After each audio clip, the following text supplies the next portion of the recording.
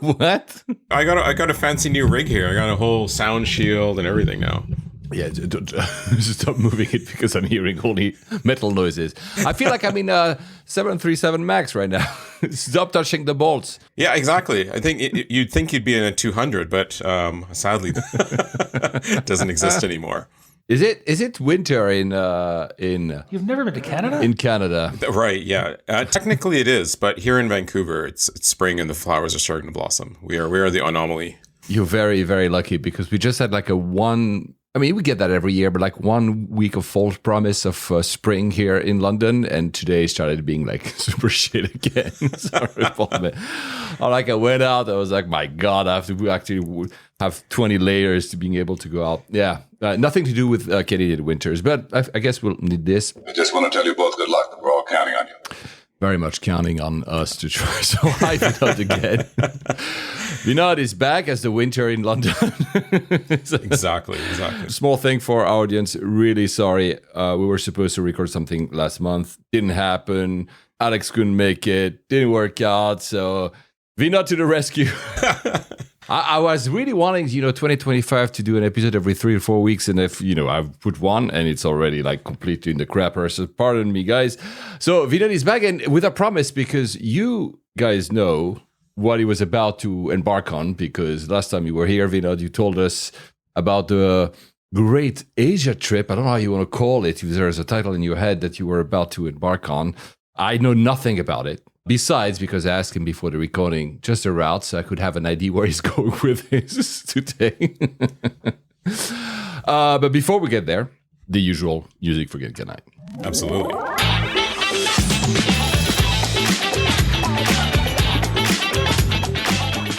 Yeah, so actually, we're recording this on March the 10th, 2025. Alex is in flight right now. Where's he? Where's he flying? going between? He's flying, should I say it? Yeah, because it's an airline we'll be talking about down the line. He's flying with ITA. Oh, right. Flying the Blue. Flying the Blue. I really love the delivery of that airline, ITA. I really find that, blue is very striking. Unlike KLM. No, I'm sorry, guys. But every time I see that plane, I think of what that airline was and where it had to get through to come to today. I always think, how much money are they wasting flying that amount of paint around? Well, yes.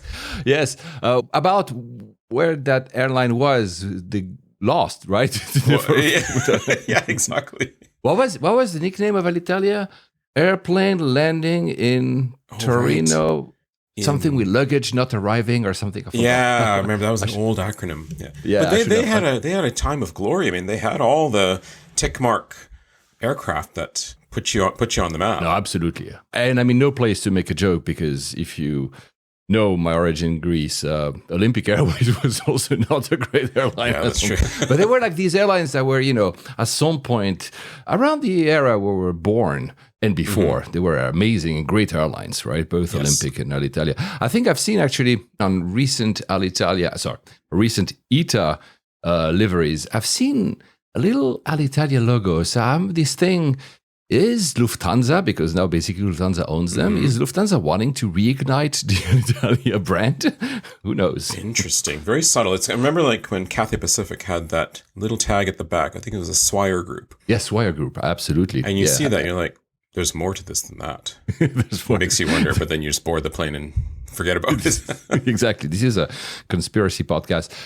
One thing, in terms of blue color, have you seen? It was only yesterday, I think. I've seen Korean. The first picture. Yeah, exactly. See, great mind think like blue as well. Korean. What do you think about it?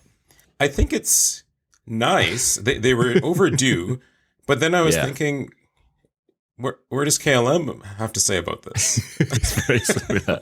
Yes. That's the immediate thought.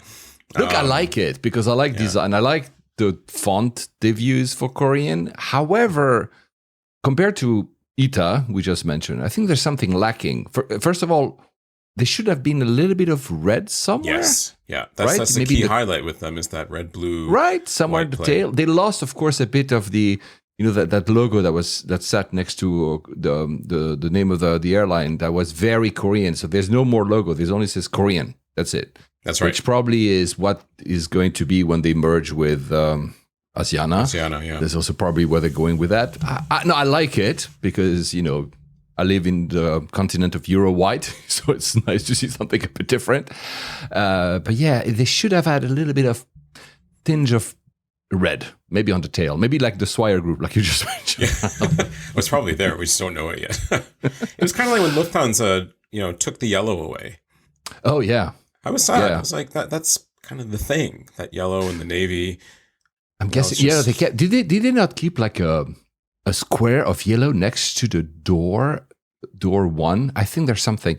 Ooh. If you zoom enough, or if you fly Lufthansa, the bridge doesn't hide it. I think if you are on the bridge, just before entering the aircraft, on your right side, I think, at least on some aircraft, there's a like a yellow card, the same yellow card you would give in football, soccer for North American friends. That's right. I don't know, maybe they're giving themselves a yellow card. Or just trying not to forget the paint chip color in case they have to go back. Yeah, exactly. That's a Pantone code. That's right. It's like, oh, that's the one. that's the one. Yeah. Before we go on to your trip, I did something that you mentioned last time. Actually, and I'm not going to describe it, but I went through Charles de Gaulle Terminal 1. Oh, right.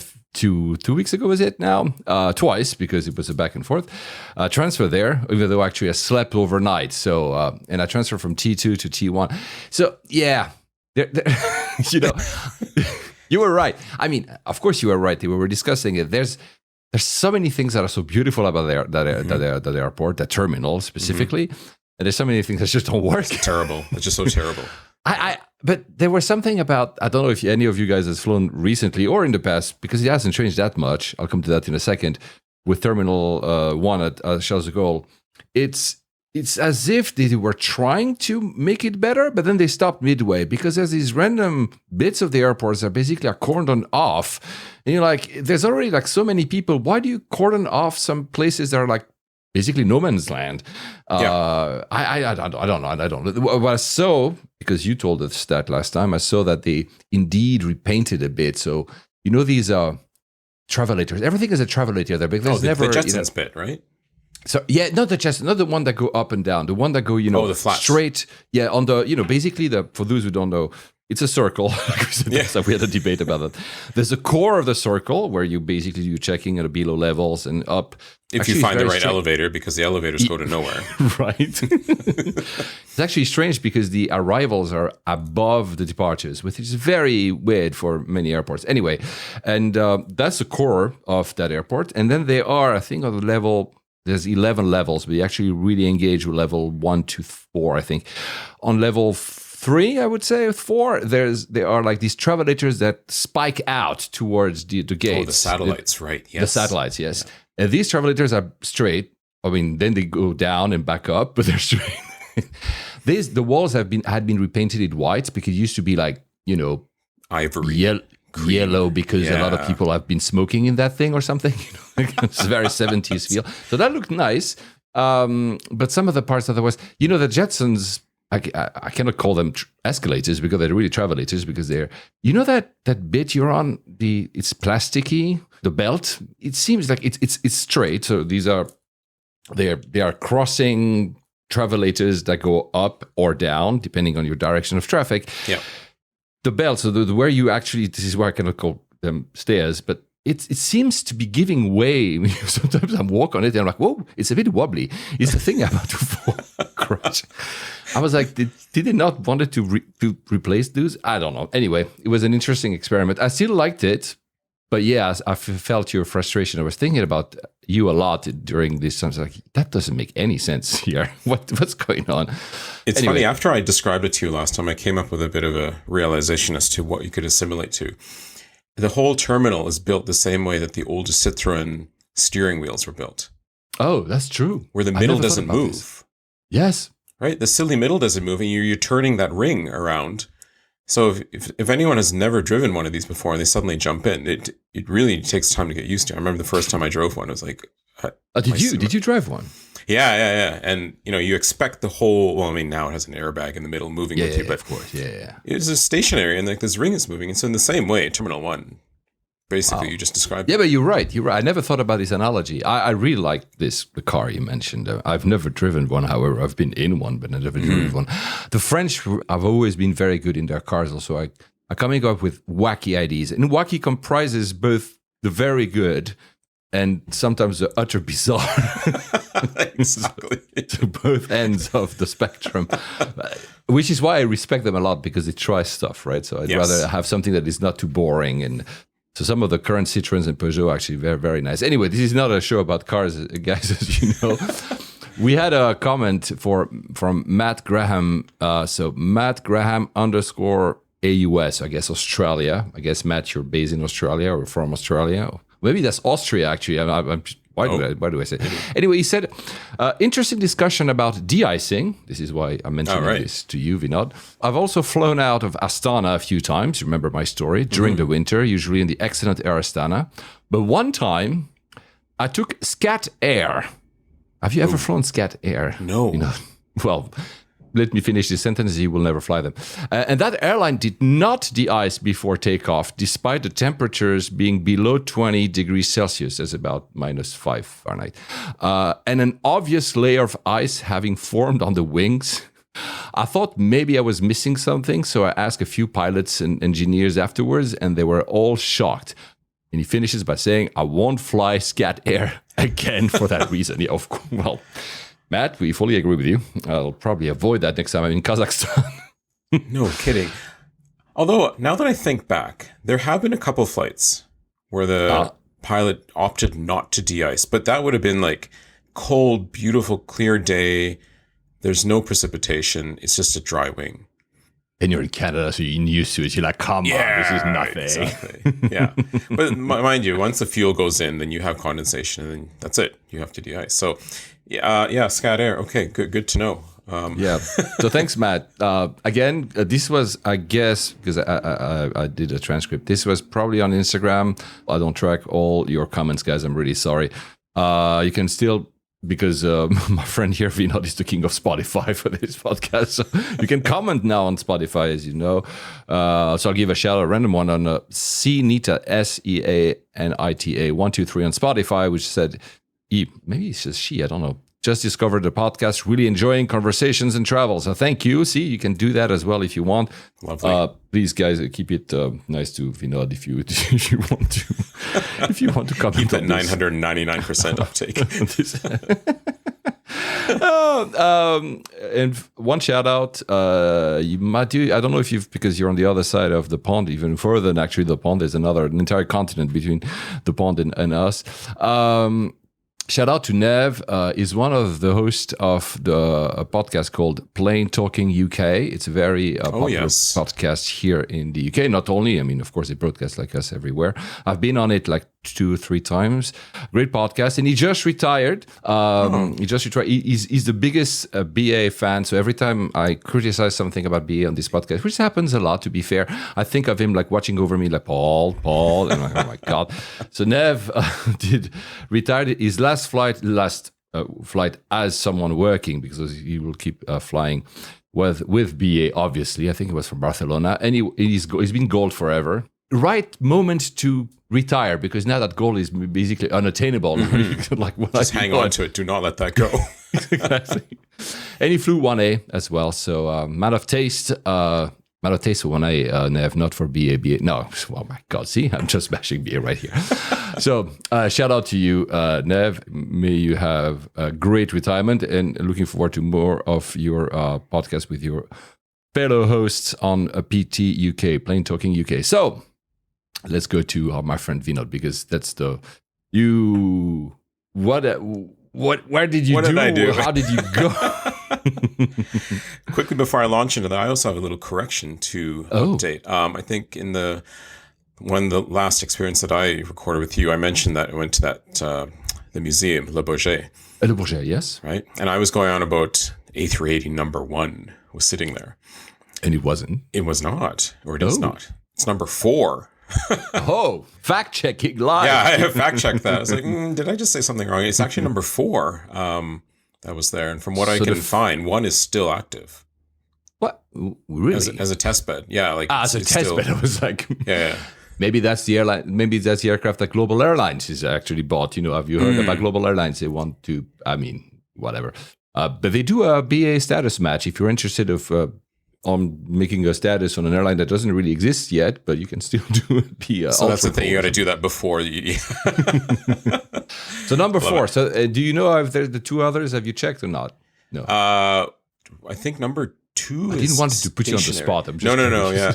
I remember reading an article, but number 2 is stationary somewhere, and 3, I want to say 1 and 3 are still fully functioning. Still, wow. That's there's always hope for one day that they reignite that. No, I don't. Honestly, I think it's very, very, very remote. But a lot of airlines are pushing them, and I think I said it repeatedly. I think Emirates wants to keep them until 2048 or something. Yeah. I think in our lifetime of active flying, we're going to still have these things around. Yeah, 100%. Which is great. 100%. Yeah. And by then, maybe when they disappear, it will not, of course, match the sadness that the disappearance of the 747 brought, but because it will have still a storied history. A storied history makes me a silly way of putting it. We will have memories with it, and I will be very sad by then if I'm still alive by 2048. I should be, but who knows? Since we're still in Paris, before I move on to you, because I didn't plan that, but when I was. You often mention, that's why I thought about you when I was at Charles de Gaulle. You often mentioned the smell of planes. Oh, yes. Yes. Yeah, it's something that seemingly that is important to you, or at least maybe you have a nose, as you say, like the very famous perfumer have this nose. They're able to discern various stones and various musks. I'm not, Or sommeliers. We're aviation 100%. sommeliers. That's what's going on. So Air France has released an official perfume called AF001. So, of course, a callback to their Concorde call sign. So AF001. And it's an olfactory signature. That's what he was saying. So they have it. If you want to see it, that was on Terminal 2. It was not Terminal 1. They have it at La Première Lounge, their first-class lounge, which, of course, I was not into. I didn't go into there. But they also have them in business lounges in multiple business lounges at Terminal 2, so 2E, I think, mainly, because it's mostly the international long-haul ones, and maybe 2F, I'm not sure. So I didn't try it, so I cannot tell you, how it tastes, how it smells. I'm not drinking. Interesting. I limit myself to drinking de-icing, as you know, not perfumes. Right. The green, not the orange. Yeah, okay. So it's available. So next time you go through Paris, you should definitely check that. This is intriguing. I like this. Yeah, they hired a guy. I forgot his name. I think his name sounds Armenian, but I'm not sure. But he's very famous. He's done perfumes from Dior and Burberry. I mean, apparently he's super famous. And Gaultier, I think one of his perfumes from Jean-Paul Gaultier was one of Jean-Paul Gaultier's best-selling ever perfume. So he's a veteran when it comes to that. And they created and I remember, that's the only thing I remember in Paris. They had something saying now Air France touches the 5 senses, So of course, the fabric of the seat is one, and the views of the quality of the design is another. What I remember, and of course now the smell. Not the smell. Yeah, not the smell. Huh. Remains to be seen. I don't think it's the case, but if they were start spraying this in first class at La Première every time you fly. Yeah. It'd be like walking into a Vegas hotel. Don't say that. I like Air France. That's true. I take that back. Okay, you. I guess you started your big trip. So that was just before Christmas, if I remember correctly. And you were it was a 3-week and you started, trip. Of course, in Vancouver. Yes. I'll let you run with it. I don't have any idea. Yeah. No, we got what happened. Lots to. I mean, I'll interrupt you because I have some stories probably linked to what you did. Oh, please do. Go ahead. Yeah. It was a 3-week trip planned. Wow. And it was a transoceanic flying across the Pacific to do an Asia circuit. It was a family trip, traveling with wife and my 3.5-year-old son. Nice. So that was the mode of travel, and it was economy in all flights except for one. So it was, and I mean, we've done this flight in the past in different iterations. It had been a few years, so definitely looking forward to it.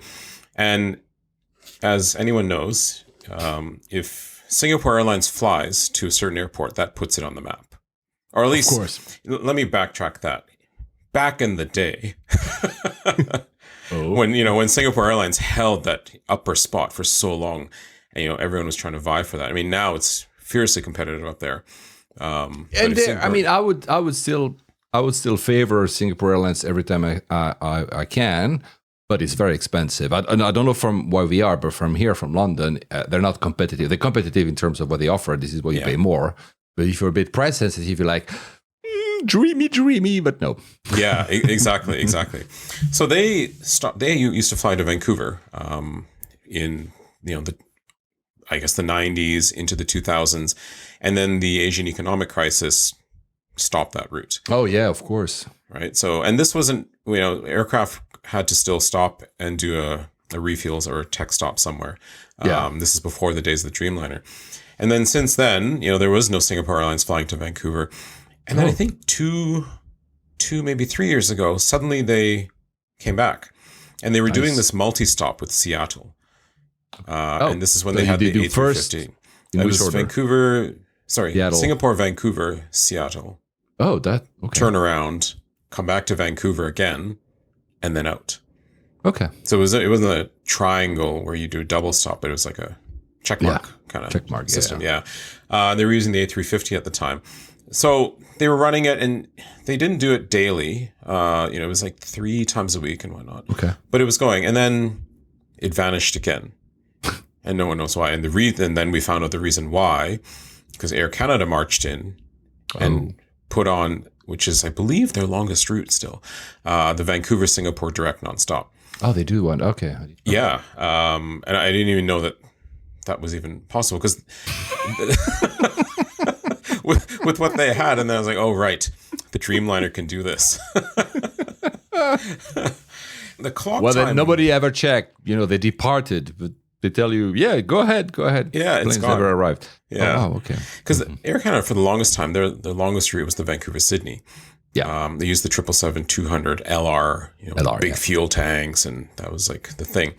And then they did more Australias, and then when they went full force with the Dreamliner, that changed everything. So when we were researching for flights, this one consistently came up as the most efficient and most cost-effective for what we needed to do. Okay.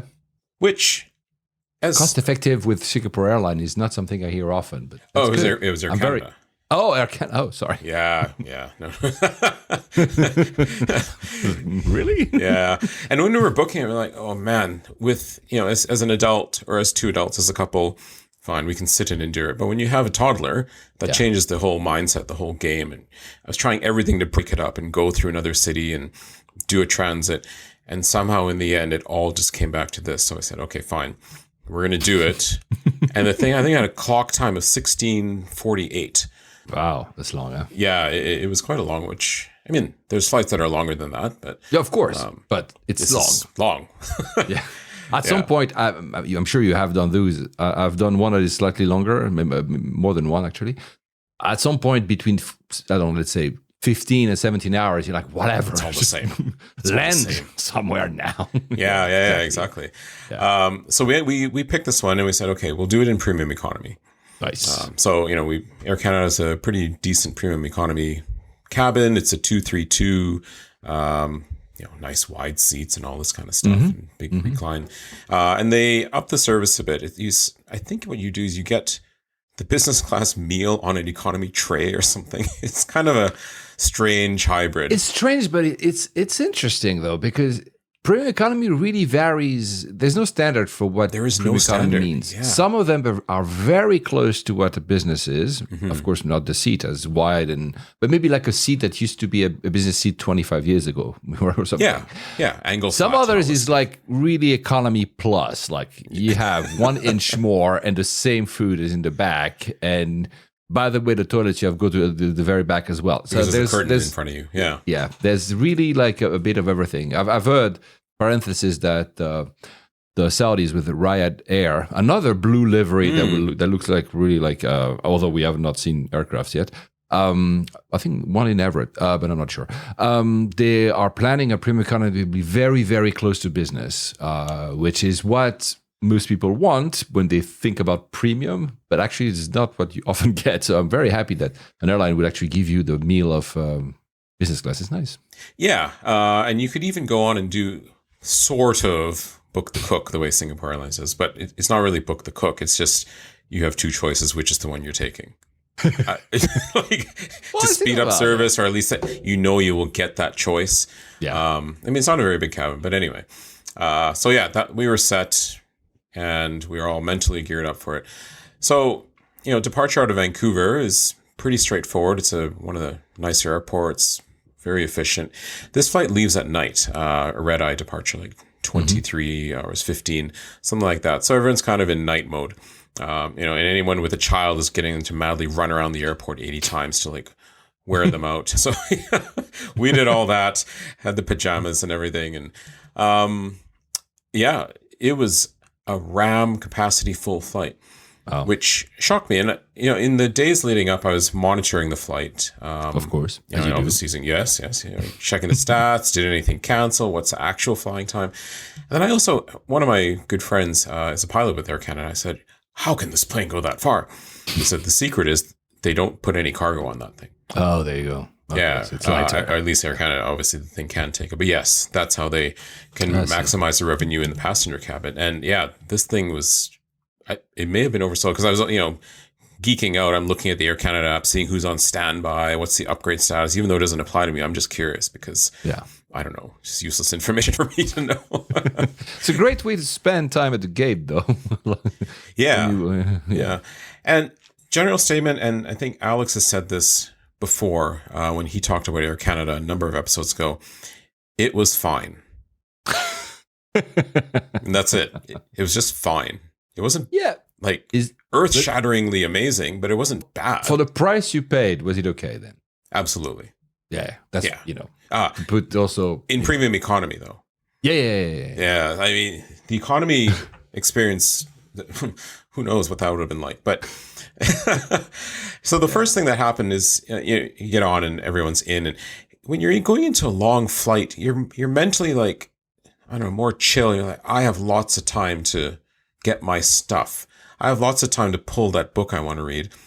You know that you're not rushing in like a 3-hour flight that I have these things I need to do or want to enjoy because I only have 3 hours. I have almost 17 hours in this case to get going. So the first thing that kind of threw us for a loop is, I think 20 minutes or less first service was on us. They were so fast. Blitzingly fast. It was actually too fast. So, you get up, flight goes, boarding procedure, all fine, crew very pleasant. It was a bit of a Christmas mood going on because we flew on the 22nd of December. So I think they had Christmas hats and little lights. Yeah. It was a very nice feel. Everyone in, fairly straightforward departure out of Vancouver, no weather issues. The aircraft was Air Canada's second oldest 787-9. Oh, wow. Yeah, so, it was definitely had the rating up there. And, you get up, you're in climb, you wait to get mildly to cruise. At some point, that seatbelt sign goes off, and you think, aha, I need to get my stuff. And we were in a bulkhead in the premium. So obviously, you have to stow a lot of your stuff away. Yeah. So immediately, I'm up getting things for the child, things for me. I always like to change. I wanted to do that.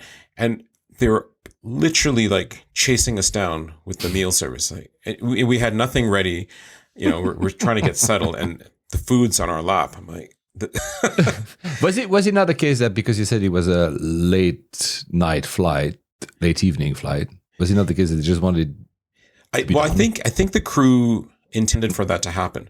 But as I'm gonna I'll come back to that later in terms of how they designed that flight, because we've been on other airlines where you leave. I think EVA, all the flights to Taipei and China Airlines, they leave at some 2 a.m. out of Vancouver. Mm-hmm. And it's whether you're leaving at 2 or 8 p.m., they take their time, they do the service right at the right pace. Cathay Pacific does the same thing on the run to Hong Kong. But this one, food on our lap. So, you kind of get through it, and then you think, okay, that excitement's over. Dim the lights. And this is the one interesting thing with this flight. It's like you're flying in a tunnel the whole time. because you're flying through night the entire way. Like you're chasing behind the sun, which is okay. I mean, in theory, it's like, okay, that makes you want to sleep.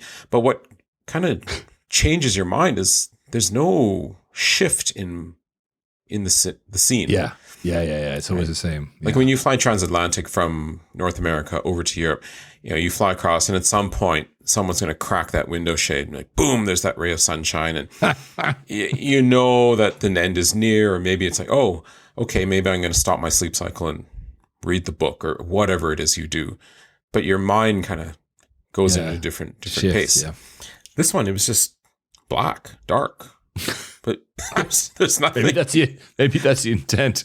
Just forget that there's 17 hours. Like Men in Black. Flash in the eyes. You forgot about these 17 Pretty hours. much, yeah. I find, however, now that I think of it, the fact that you're giving food so early, for one, makes sense maybe because of the late evening departure, but for the other, food on such a long flight is entertainment. It's part of spending time. So of course, if it comes very early, then you have a huge gap to the before something else happens. Even if you sleep, let's say 6-7 hours, you wake up, you're like, another 10 hours. 10 hours to go.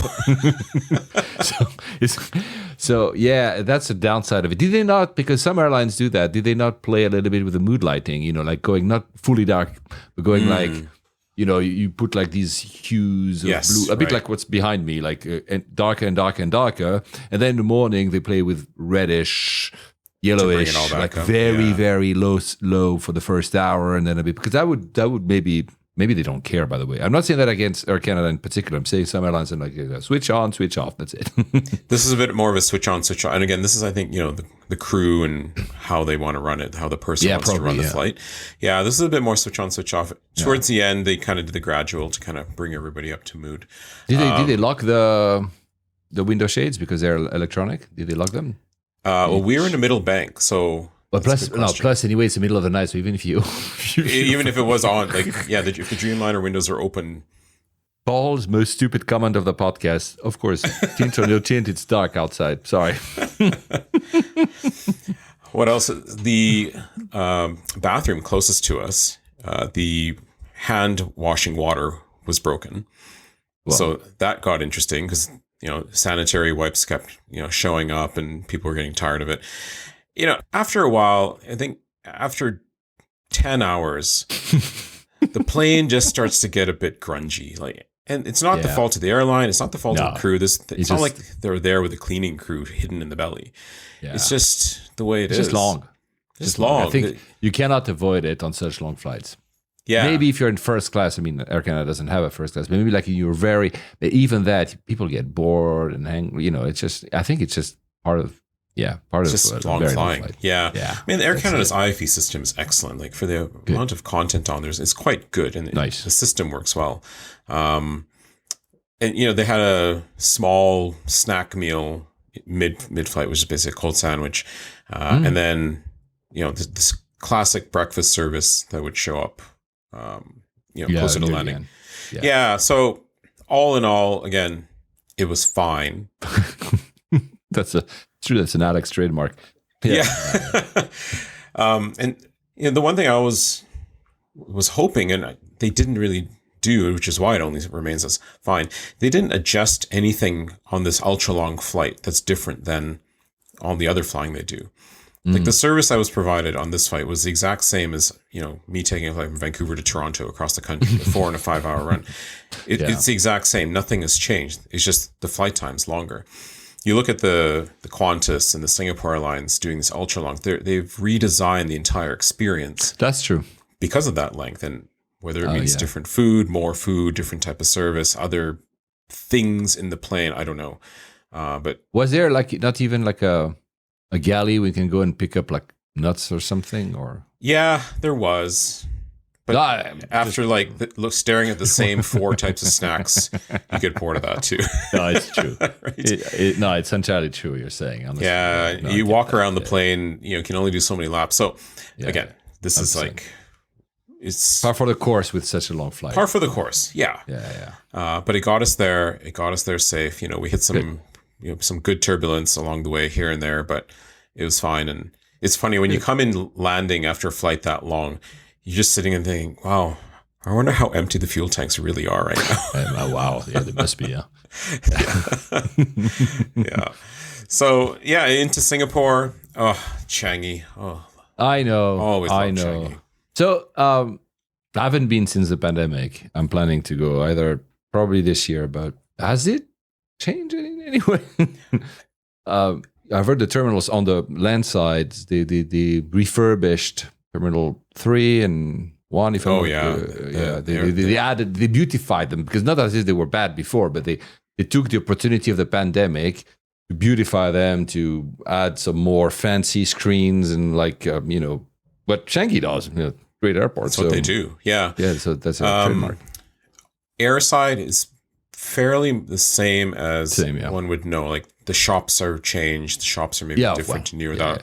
It's still that beautiful carpeted thing. It still has like the trees and like I don't like fish. That carpet. But one thing about the carpet is it keeps it nice and quiet. No, I know. This is I totally understand. This is why it's so cool, because it's the noise levels are very low in that airport. However, it's trickier to pull your carry-on, which is why I always hated it. But yeah, no, you're right. So it's always nice to arrive into that, and then you have all the people milling about going to these interesting destinations. You can see them on screen. But the one that were you going to Singapore? Or were you going directly somewhere else? No, we were landing into Singapore on this one. Oh, good. Okay. Yeah. So the one interesting piece was the immigration.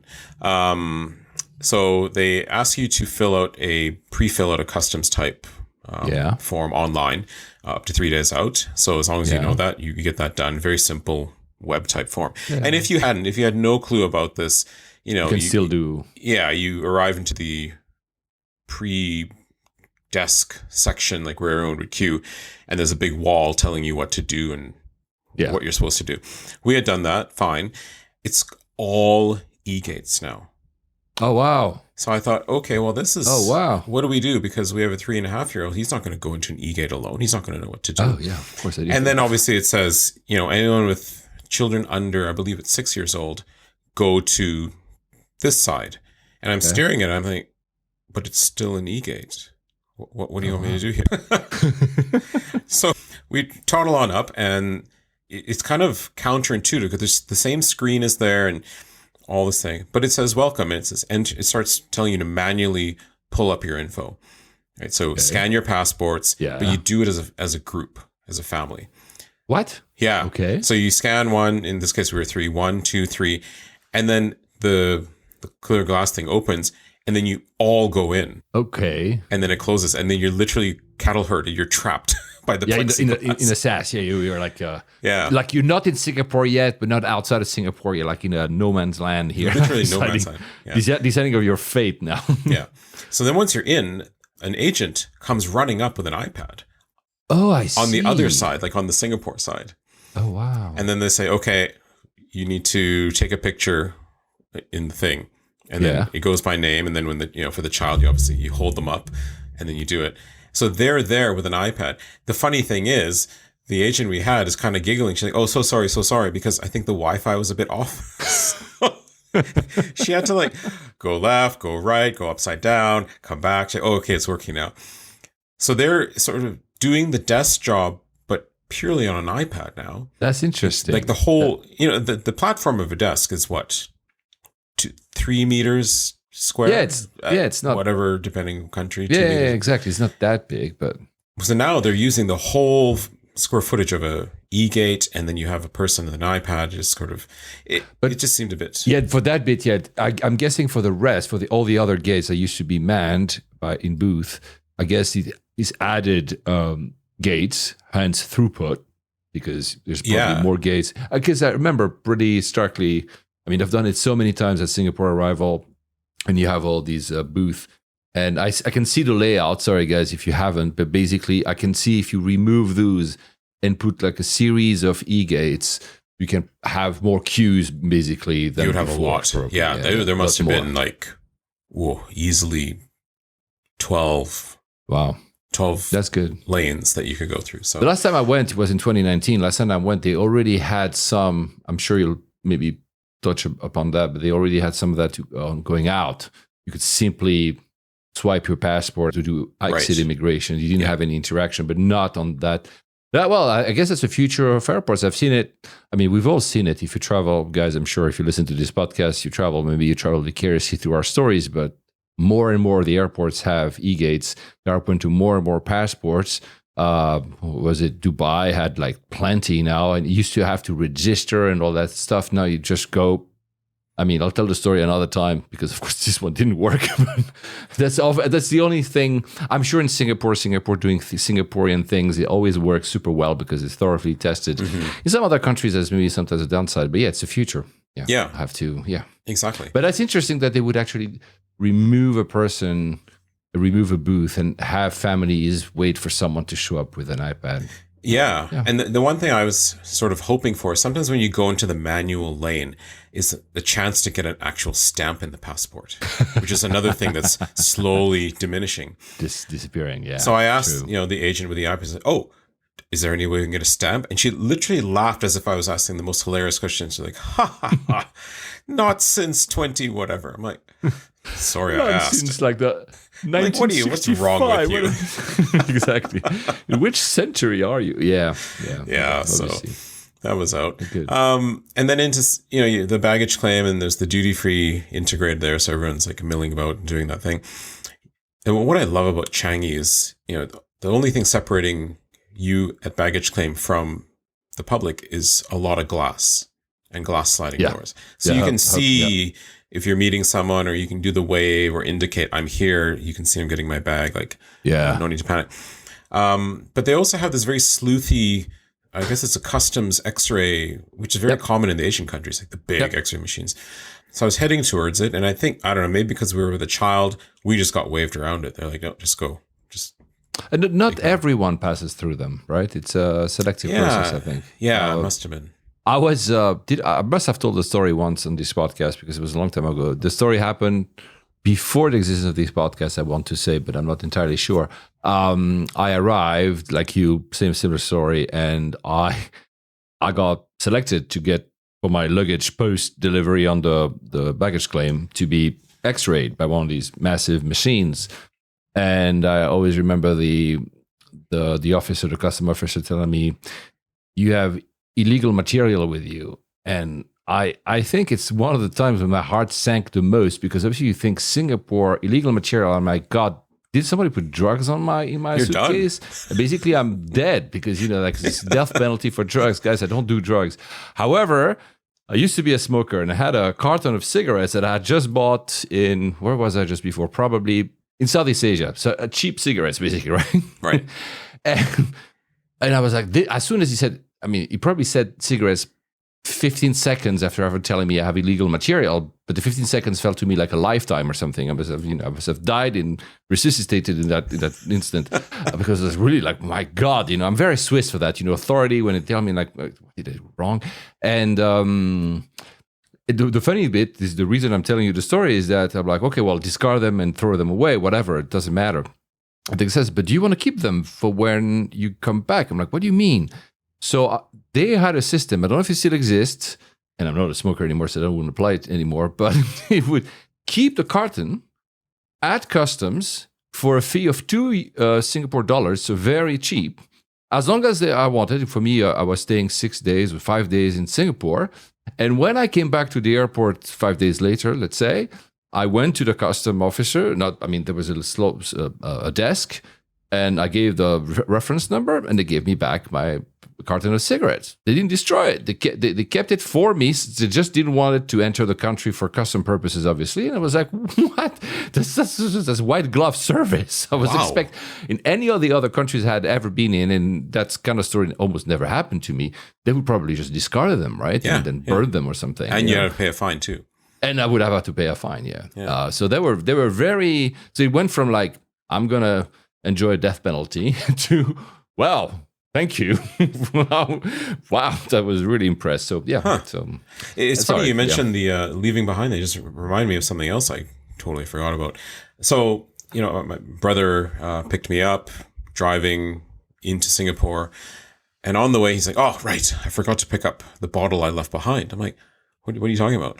So he's from Sydney, and they flew Qantas, and they bought a bottle of duty free either in Sydney Airport or on board. One of the things, I guess they in the disembarkation, completely forgot about it, yeah. and left it in the overhead bin. Oh, wow. I was like, oh. So I guess he made the inquiries, far-fetched. Like, it may not happen, but if anyone has found it, I'm putting in a claim. Well, they called him back 2 days later, said, yes, we have it. You need to come to a place to get it. And he had just received that call, I think, that morning. But he had factored in the time with our pickup to be able to go do that. Yeah. And I think the next day he went to some magical place in the airport with a fictitious claim ticket and returned with his bottle. I was like, what? This is what? Let's meet under the waterfall of Jewel, and you'll have your bottle. This is the magic of Singapore. Yeah, exactly. And wonderful. He had flown in like at least a week already prior to that. So this is, people are putting time and effort to do these functions, which you don't see too many places. No, in Asia in general, this is something they would most probably do. China, Japan, obviously, Singapore. I wouldn't say, look, I love the Philippines, guys. I used to live there. When I say guys, is my friends Filipino would listen to this because I know they are. But the airports in the Philippines, there's no way you're going to ever find anything again. Once it's so out of let's your not hand. say in the entire Southeast Asia. And pardon me, that was not very nice, but it's true. And in other countries, I'm pretty sure in the UK they wouldn't really care. Yeah. Not because they don't care personally, but because the system doesn't care. So there's no too busy, not my problem. Not in a bad, not in a condescending bad way, but not in the, well, it is what it is, but we need to move on. This airport needs to other stuff to be done. Having been someone on that airline staff side of things, the number of stuff that gets left on planes is incredible. Really? Just dealing with it. You're right. The system isn't, at least over here, and probably similar for you, isn't meant to give it a white glove service.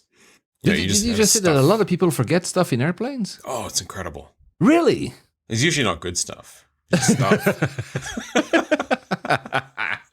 No, but I'm like, that it happens out of, let's say, a 250 passengers aircraft that, let's say, 8 to 10. And even, I never, okay, maybe. Yeah, and this is the stuff that's actually been brought to attention.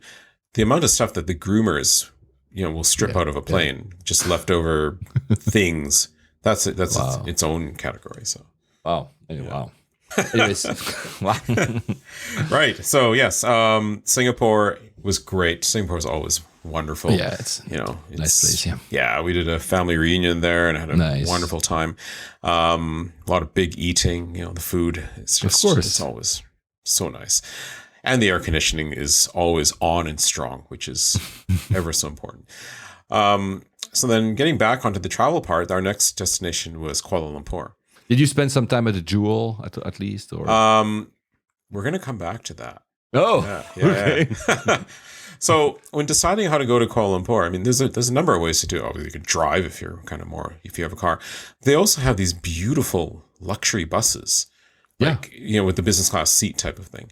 Yeah. I heard about them. Yeah. And they're very affordable, and I've done them before.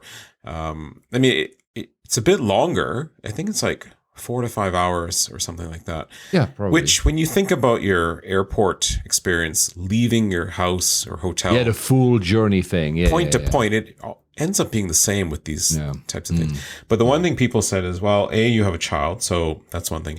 And B, the border crossing can really mess things up. Because it's long. It can be very long. And the bus won't wait. Yeah. If you have any sort of delay for anything, the bus will just take off on you. It's like, oh, great. That's just great. Okay, we're not going to do it. Plus, I want to fly. I was about to say, this is maybe the most important. You like your aircraft like I do. And I want to fly out of Changi as much as I can. Right. And look, there's even a reason I flew to freaking Charles de Gaulle. It makes no sense to fly to Charles de Gaulle from London. But still 25 minutes of flying. Why the hell not? Exactly. Right? You're a T1. No, we flew to Changi. And yes, like you had asked earlier, they have spruced up the terminal side. Oh yeah. It's just so gorgeous. And they also installed all the automated check-in. Okay. At least for Singapore, we were flying on Singapore Airlines. Nice. And I pick, there's a flight every hour, Singapore, Kuala Lumpur. Yeah. And there were flights that were maybe a bit cheaper and at a bit more reasonable time of day, like. But I'm sure you looked at the aircraft. That absolutely. My options were a 737 MAX or an older 737-800, just like the NG, or an A350. Oh, well, there you go. Clearly, there's only one option. I don't even have to say. I do that every time. I know these heavy routes, like whether anywhere in the world, I look at the aircraft. I'm like, even if it's slightly more expensive, I'll get the white body every single time. Exactly.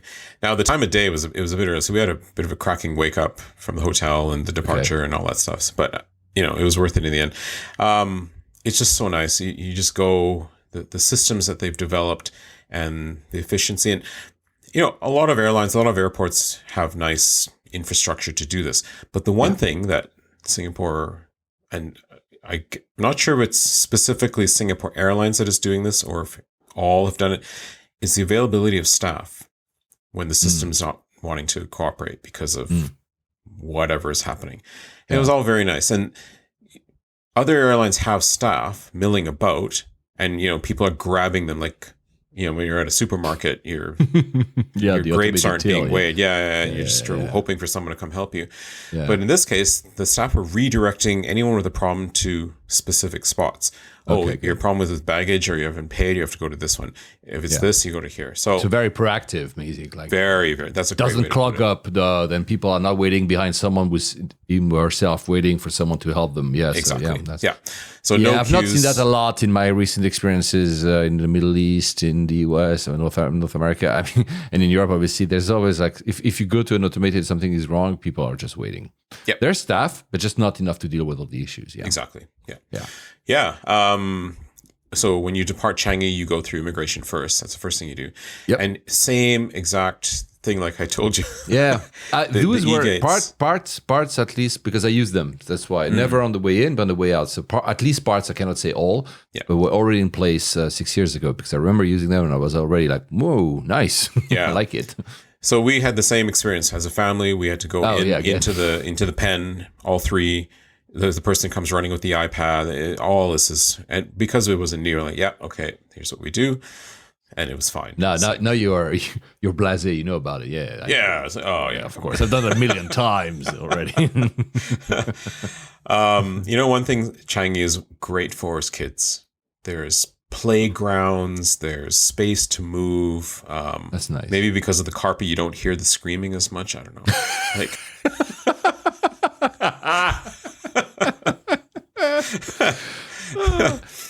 There's a new there was a tagline in space, no one can hear you scream. Now is in Changi, no one can hear your that's right child scream, right? So and was it security at the gate? Security at the gate.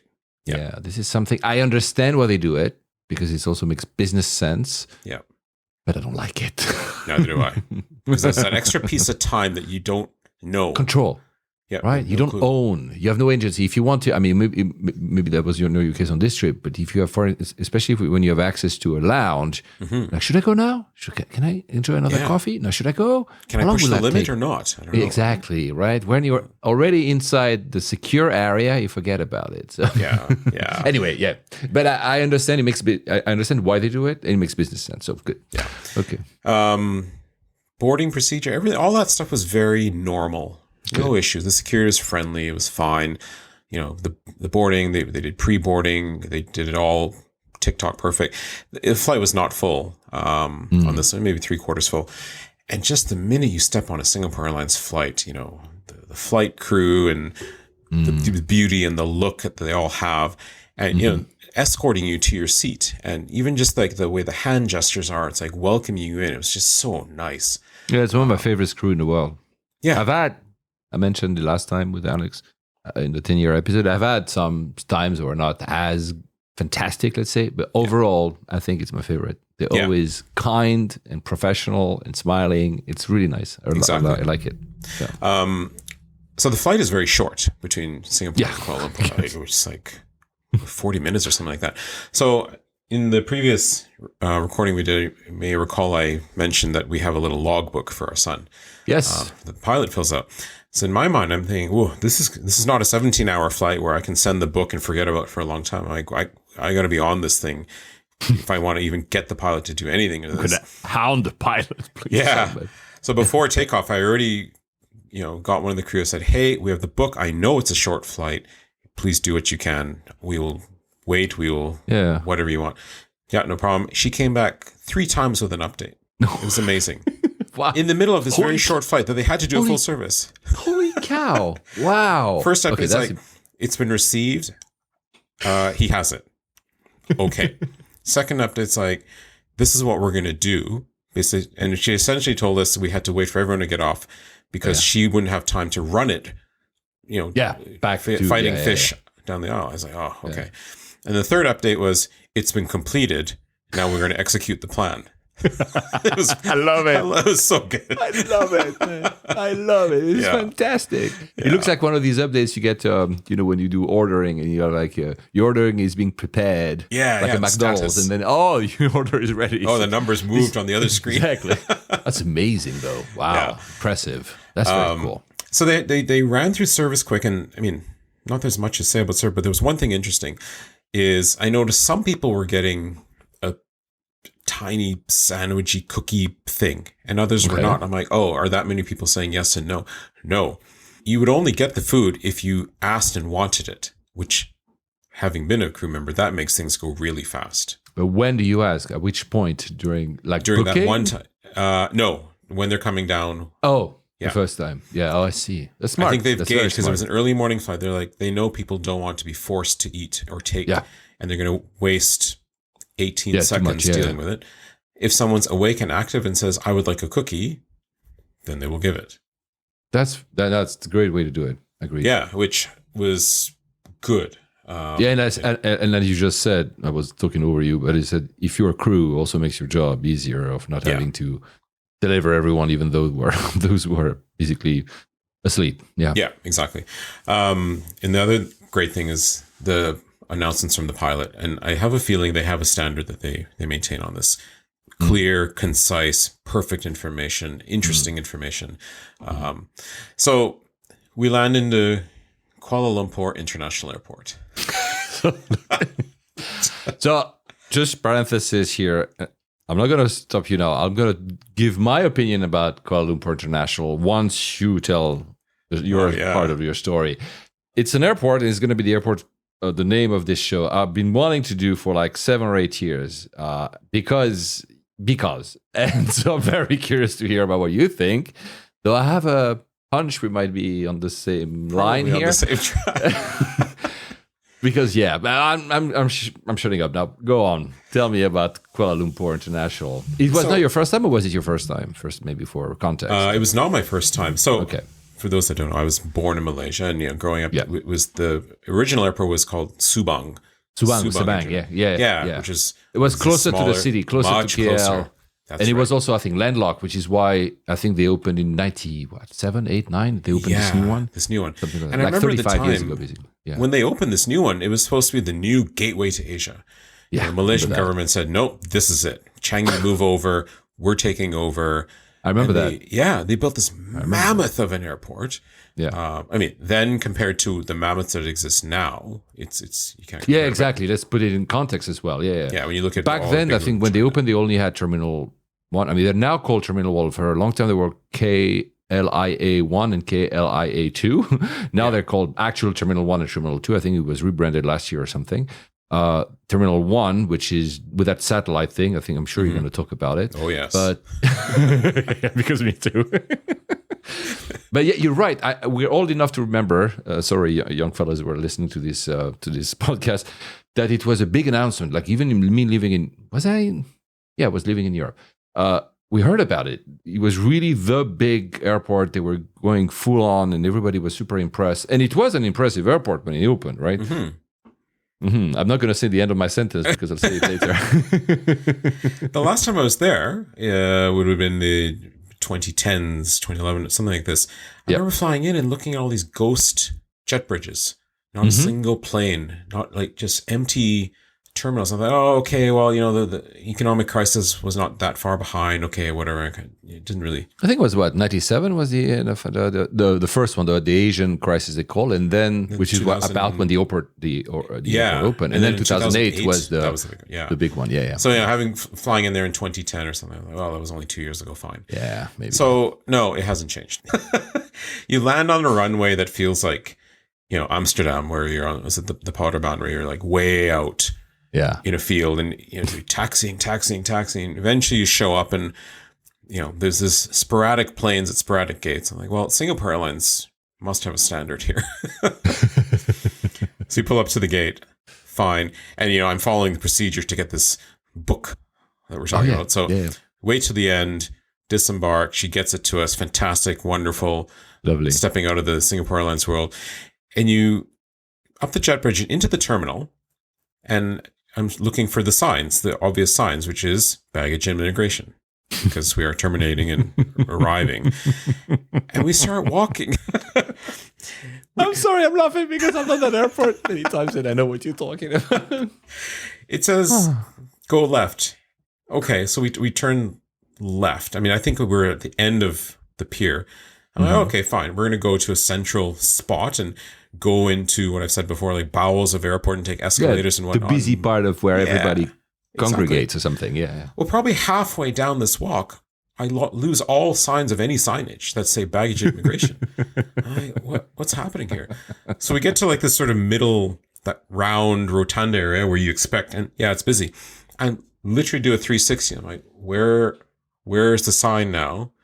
And I totally feel you, man. And again, maybe because we were at the end, it's not like I could follow the crowd of my fellow airplane passengers that I was with. Because maybe someone knows where they're going. And then you feel like a herd. Yeah.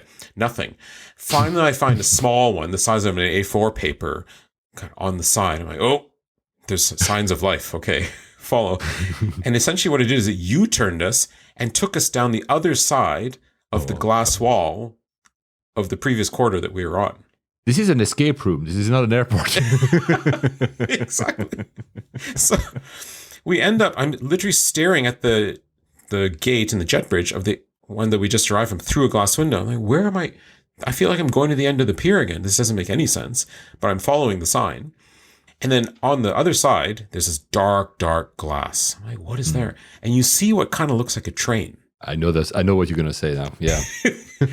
I didn't experience that, but...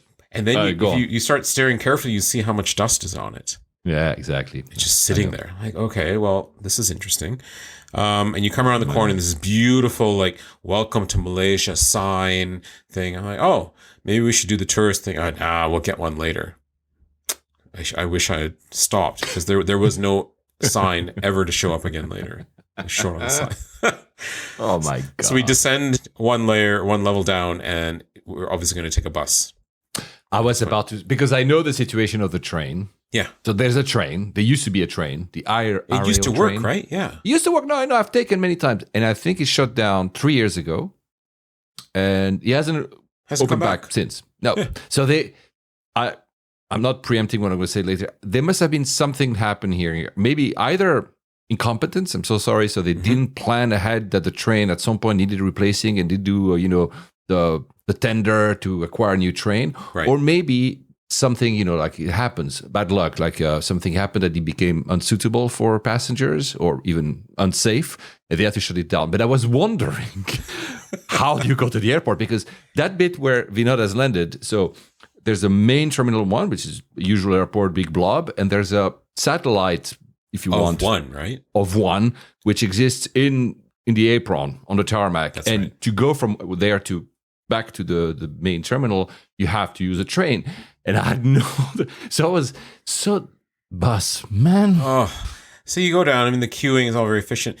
And what I've noticed right away is each bus is a bit different. You go to like our lovely Frankfurt and any sort of European, it's all like those wide, I think Neo bus at the brand, those big, they're all wide, the same. Yeah, they're all the same. Yeah. And at least the airport has a single type of, and they all, like you said, they're often the same, but every airport has one single branding, etc. Yeah, big doors, a space for your carry-ons, and you all got to stand around and hang on to the things.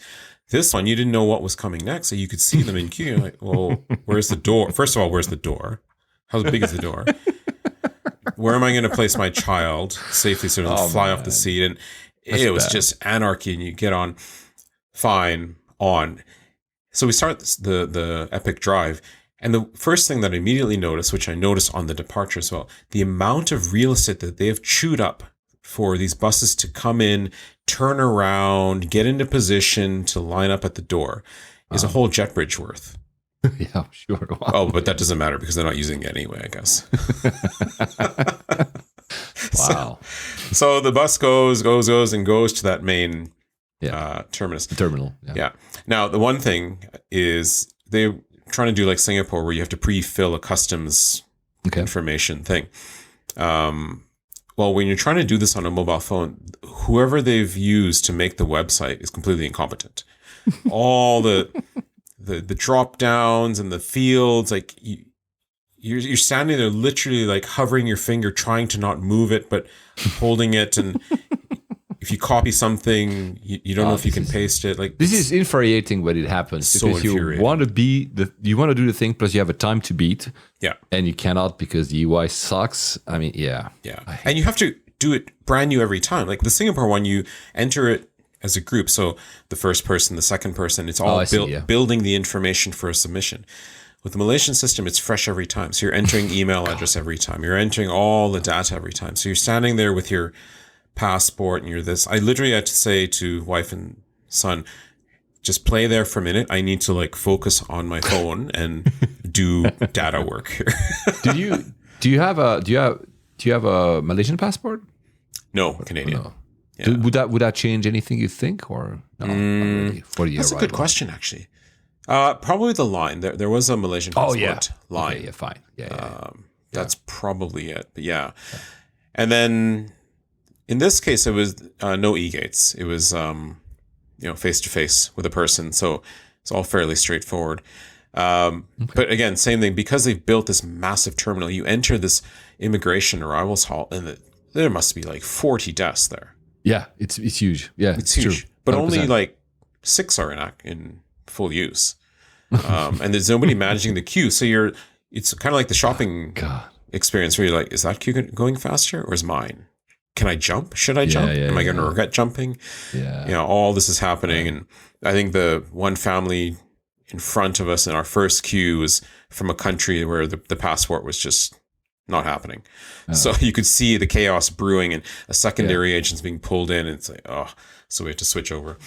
And then after that, it was pretty straightforward. I mean, just kind of the once you're out. And you get your ground transport and you're out. Indeed. So up you go. Yeah. So did you say in KL or did you? We did. Yeah. Actually took in New Year's there. Nice. I enjoy that city. It's very nice. Yeah. It's still chaotic. Still. Well, but that's part, issues, that's something, sorry, because I interrupted you right there. That's something that I miss sometimes when I'm in Singapore. Like I like the neatness. Singapore is like Switzerland, right? It's neat. It's clean, it works. It's like a Swiss clock, basically, which is amazing. But sometimes I like a little bit of grit, which is why, for instance, I love living in London. Particularly parts of London are very gritty, and KL gives me a bit of that, which is why I but sometimes it's also very frustrating. Stuff you're like, come on, but I like it. I enjoyed it a lot. No, it was fine. It was good. It was again more family time and more good. Cultural exploration, eating, all that kind of good stuff. Wonderful. So the next leg of the journey then was going to be Kuala Lumpur, Singapore, with a 6-hour layover for a specific reason. Okay. And then with finally ending that leg in Taipei. Okay. Yeah. So are you going to describe Kuala Lumpur? Or you done with the airport I'm talking? Or there's more. Okay, go on. Because before you embark that plane towards Singapore, I need to talk about one memory specifically about Kuala Lumpur. Go ahead, airport. Airport's a drop-off, curbside, all that's fine. And we, with all the shopping we've done, we accumulated an extra piece of luggage. And it's when you ask that relative, like, do you have a bag that you don't ever want to see again? That I can load up. That just needs to make a few flights. Like, yes. So bring like this sort of half rate duffel bag. I'm like, it's okay. As long as I get the thing baggage wrapped, we're good to go. It'll make it indestructible. Yeah. So I had this all planned out. I'm like, right, I want to baggage trap it. I'm going to bank in some time. I looked it up where it was. Oh, it's open. It's there. Great. So I walk in, and the first thing I see, baggage trap. I'm like, perfect. Go. He's like, oh, I can't do it right now. Sorry, why? The person that handles the payments is not here. Then why are you open? Oh, God. So, I mean, that reminds me of the Philippines. I'm so sorry, but it was the story every time. Go ahead. Yeah. Unfortunately, the Singapore Airlines check-in counter was pretty much the first aisle right there. And so we go and, small lineup, and it wasn't moving terribly fast. So while we're lining up, I'm still staring at that baggage wrap thing on the side. And suddenly I see some worker running back with their breakfast. I'm like, that's got to be the person that handles the payment. So it was very quiet. I'm like, let's just leave the line. That's not going anywhere. Get this figured out and then come back. Yeah. And so we went, and then, we had to go through that whole, did the baggage wrap thing and got it done. But it was just like classic inefficiency. Like, well, if someone can't do the payment, you just lost some business. Surely you can get someone else to handle this part. Yeah, that's where it shows in Southeast Asia, in some parts of Southeast Asia. And please, guys, this is not a condescending comment, because you see everywhere.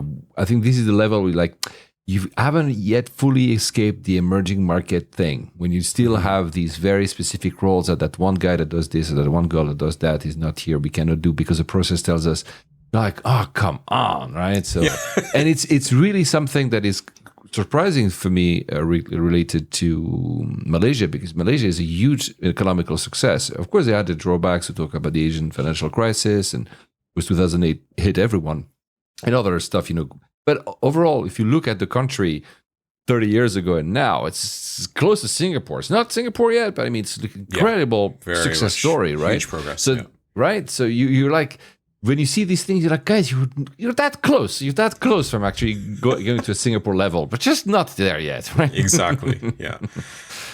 So we checked in with Singapore Airlines, and this was 2 tickets. It was Singapore Airlines to Singapore, and then connection on to EVA. Okay. To Taipei. But because they were both Star Alliance, I'm like, surely they can interline the bags.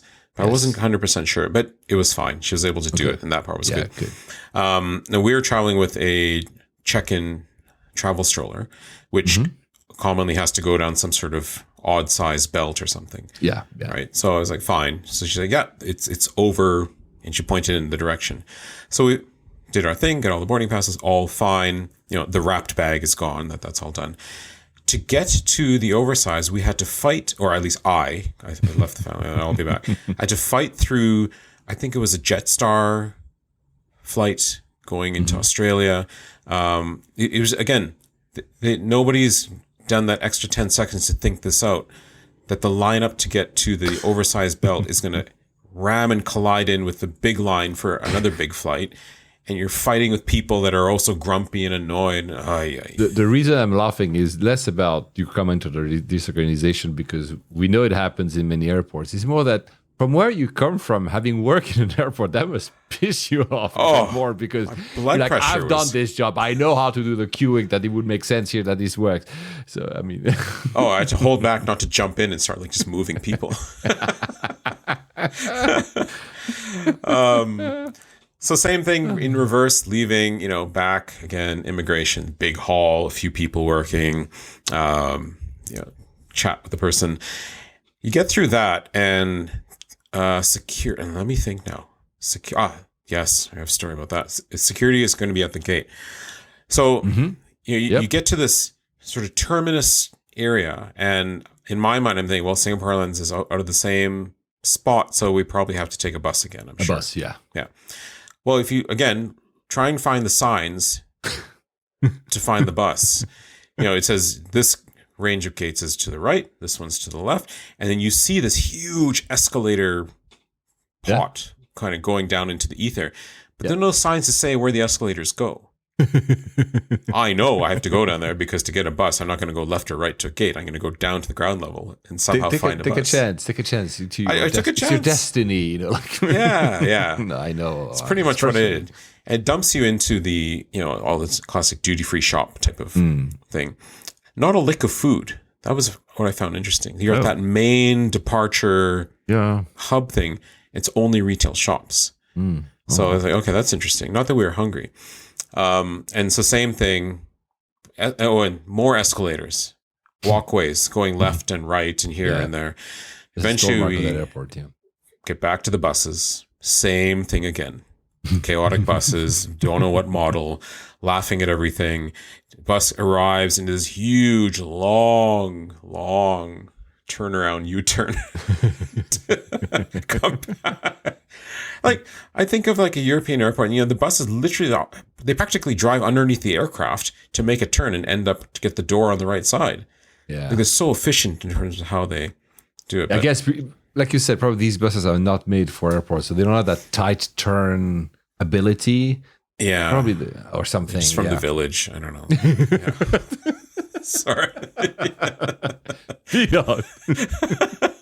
Well, you're from there, you can say it. But So we get in, the output is the reverse, and same thing. You have to like walk down past the dusty train to the satellite center hub, and you're looking for the food because now we're like, oh, maybe we should get something because just time of day with child, and it's all in this upper level, or you're all sort of looking up at logos in the sky. So you have to go up. So we said, I forget it. So make our way now to gate, security at the gate. Yeah. I'd like to say we're pros. We go through, thing keeps beeping on me. I'm like, what's going on? Like, I have nothing on me. And now we're obviously doing an audio podcast, but for anyone that maybe has taken a quick peek, the glasses that I wear are some sort of metal. Yeah. They're not plastic. They're the metal. So the agent forced me to take my glasses off and put it through the conveyor belt. And I had to walk through, and then the beep didn't happen. You have a story about security every time. Last time was Charles de Gaulle, the hairbrush. The hairbrush, or this time is that your was my glasses. I've never ever had to. No. And that kind of pushes like, personal whatever, asking you to take your line of sight out. So that was just bizarre. Yeah, that's weird, actually. Yeah. And there was the Singapore Airlines 737 MAX 8 waiting for us. Ooh. Yeah. And so, once we boarded here, it was kind of like that was the end of the KLA experience. So I will interrupt you there because, you said, I don't think I need to go much into more detail. I think because people got the vibe from us that we have certain criticism about the airport. The way I would say it is that it was built in 98, 97, 96. At least it was finished, opened. Sorry, not built. Opened in 90. I think it's 98. Don't quote me on that. So I said 35 is not true. Like, it's just shy of 30 years ago. And it feels that when it opened, it was indeed like impressive and whatever. It just feels that since then they haven't done anything. So it feels that the airport has been slowly, not decaying, because it would be too harsh to say that, but it's not up to standard. No, it's in the 1998 standard. Right, 1998 standard. And in those countries, I said that in a previous episode when I went to Bangkok, which was last year.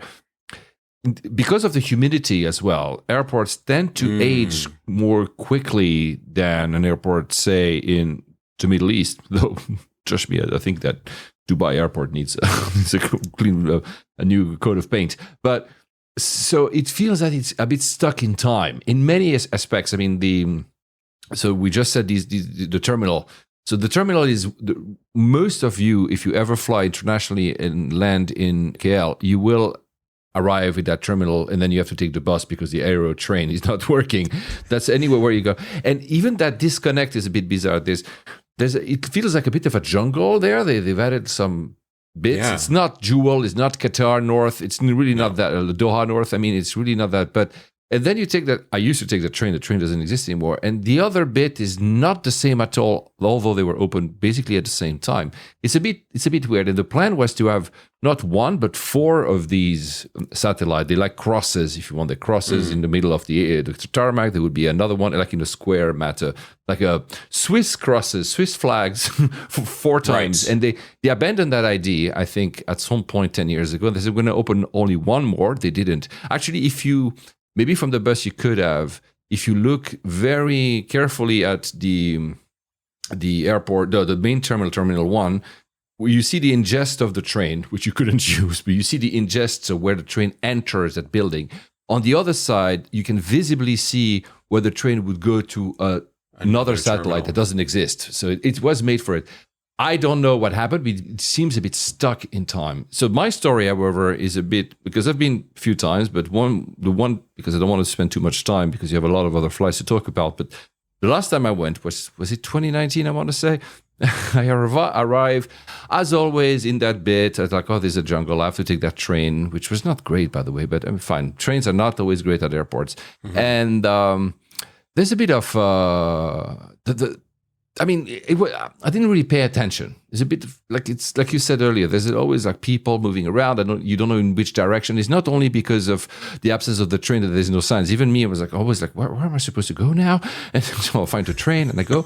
And when I arrive in the main terminal 1, I didn't have any luggage on the hold. So I just, go directly. Immigration was great, very nice. But I didn't notice, but it's important, everything was done by hand. And then at the baggage claim, all the luggages were written on a whiteboard. But because I didn't have any luggage, I didn't really pay attention. We'll come back in a second to it because that's the importance. Right. So I spend a day and a half in KL, and then I come back to the airport to leave. I think I was leaving to Vietnam. It's then because I have more time because I needed to do the usual, you're off 2-3 hours early. Mm-hmm. None of the screens were working, the boards. None of them were working. Some of them had been added. So they had added like manual screens, I would say. They're still screens, LCD screens or plasma, whatever they were using, on top to write a few flights. Basically the next one, not the ones like 6-7 hours, but only the ones that were maybe departing in the next 2 to 3 hours, the one that basically concerned you. It felt a bit weird. I arrived into the lounge. I forgot the name of the lounge. It was not great, but not bad. I was flying, I think, Vietnam Air, so whoever Vietnam Air was contracting at this. And again, none of the boards were working, and the Wi-Fi was down. And at that point, I went to the staff, the clerk, and I said, "What's up? Is the Wi-Fi not working?" And he said that the airport had a cyber attack. So basically, the entire airport had been down.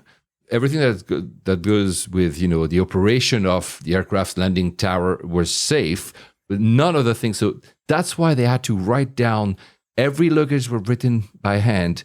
The boarding procedure when I checked in, I should have said that. They also written my name down on a piece of paper, like on a sheet of paper. Like everything was done by hand. It was really, that's not unusual for even KL. And that was the weirdest experience ever. Man, everything was done. There was no, the big screen. They had some advertisement on LCD screens. Nothing was working. Black screens. None of the flat screens were working. It felt really, really weird.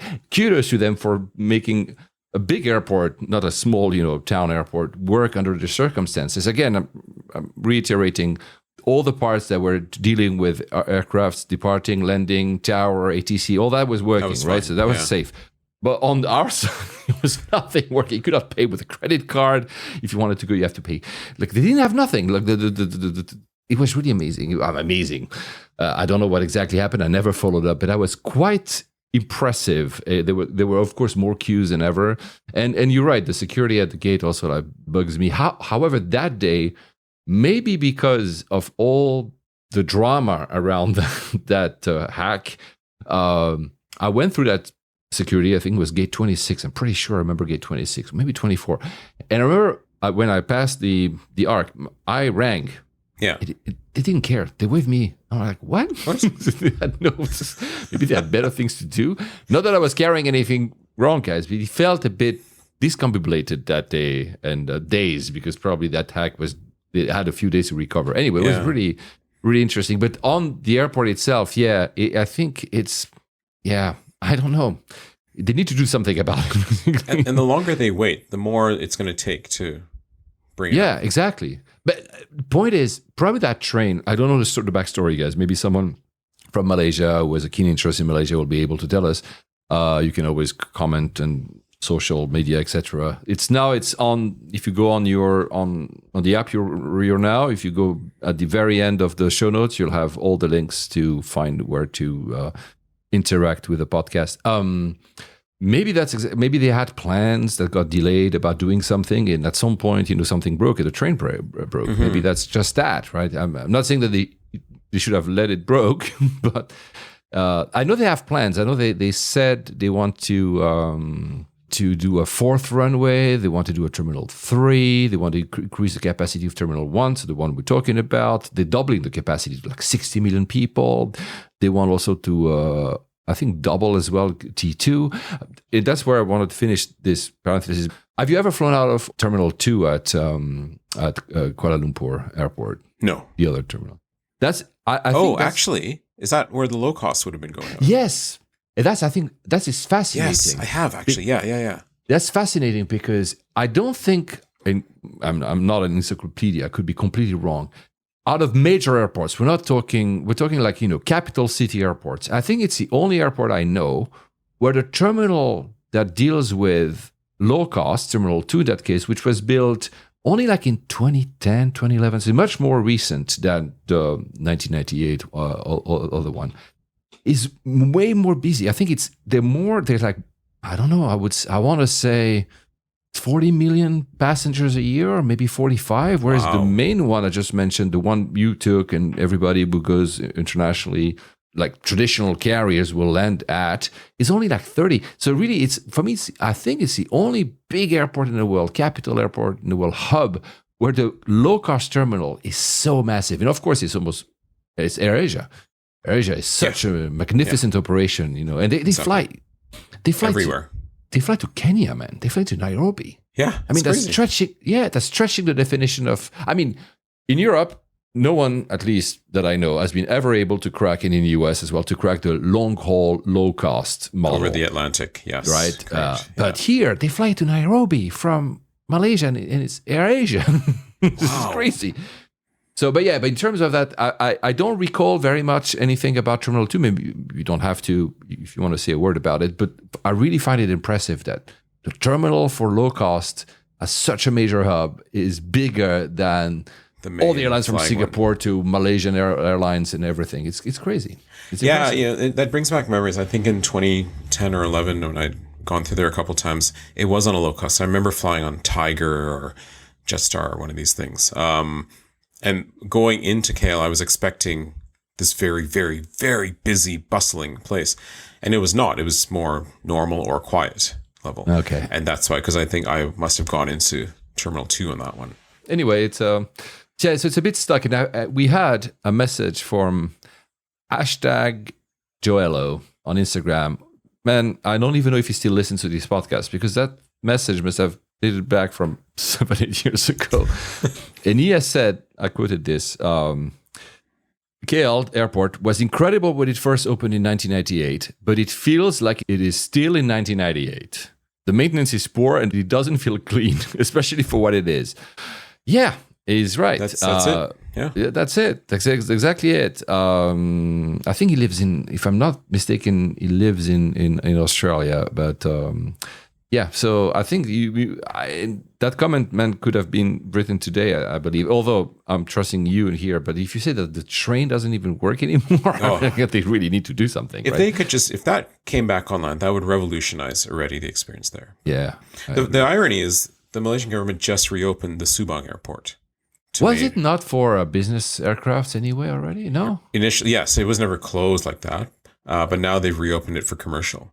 So maybe that means that current KL is maybe like bursting the seams. Maybe they have not enough capacity, especially for but especially on the air cost, on the low cost side of it. Because if they want to double that capacity, meaning that maybe they already hit. I haven't looked at the numbers or anything, but maybe they need capacity, and I don't know. They said they want a Terminal 3. They want to double both the other terminals.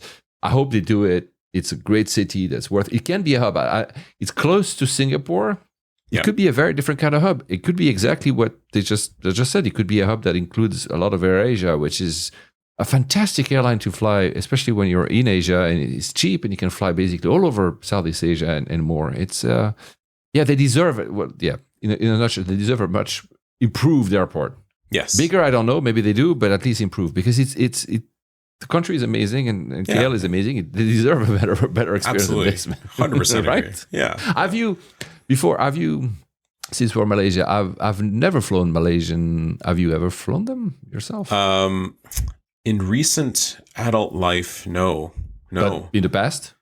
Yes, I mean I have fond memories of it, from growing up. In fact, the whole 747 thing you mentioned earlier, that was kind of like the thing is like that the old when it was called I think MAS Malaysian Airlines System. It was like red and white, and tarmac boarding up those stairs to the 747, that big tail and the massive wing. That was like a thing back then. But no, I haven't flown on them as a mainline. But they were close to bankruptcy many times. Maybe 2 years ago. But there was 1 year there was like, hope. Like finally. And again, back in the red, I think is like really. And that's also a predicament on the airport, because if you don't have like an airline that is a proud flag carrier for the rest of the world, and now the image is seen at Heathrow Airport, JFK, wherever you are, it doesn't help either, right? Yeah. But these guys had A380s and big fancy things. I think they have 350s as well. I'm pretty sure they do. Yeah. So they're taking delivery of aircraft. Oh, I saw something online which was quite a bash against them. There's a picture of a Max landing. Yeah. And it was titled, Malaysian Airlines takes delivery of, I don't know if it was the first or some number like 10th. And it should have said Max, and it said 737-800, and people were all over it saying, "You're not even writing properly about the air."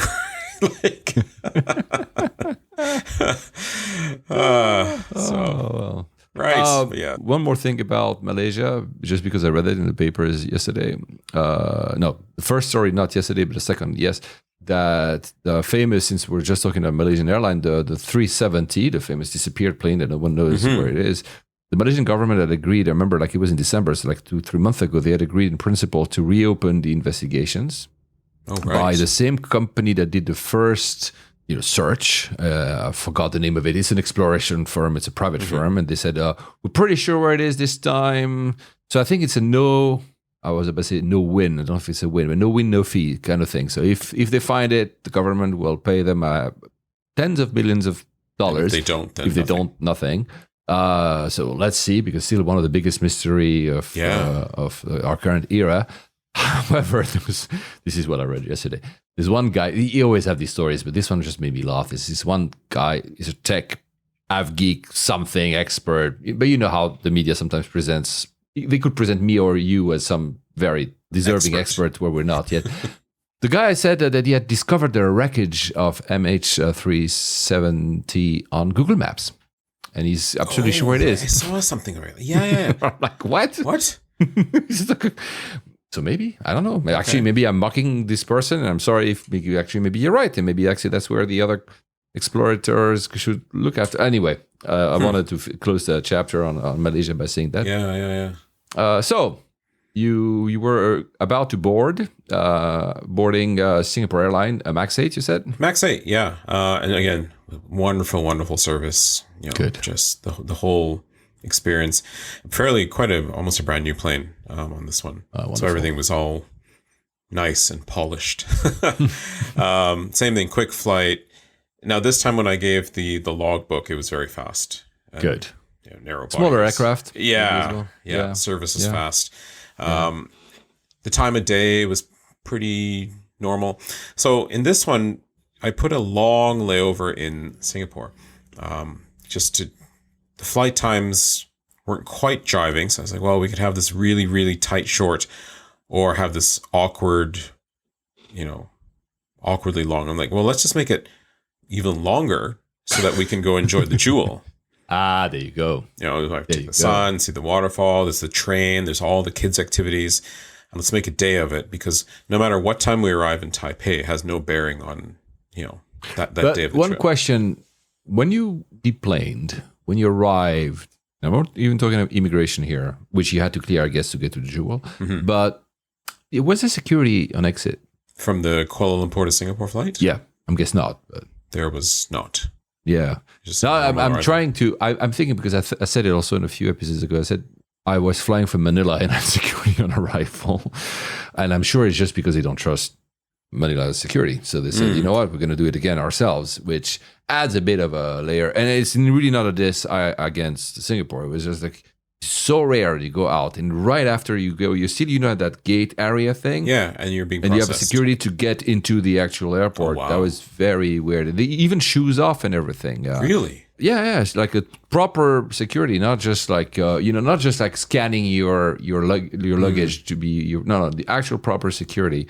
And I was transferring. I'm not even talking entering the country, right? So it's you're not landside because you're still within immigration, but you're not airside because you're sort of past security. I was not thinking that they would do for Malaysia because there's such integrated economies in a way, because there's so much back and forth between that. I would. So if for my own education, if anyone listening knows that there's any other country that you fly from and landing in Changi, you get security at the gate besides the Philippines, please tell me, because I'm very curious if other countries get that treatment.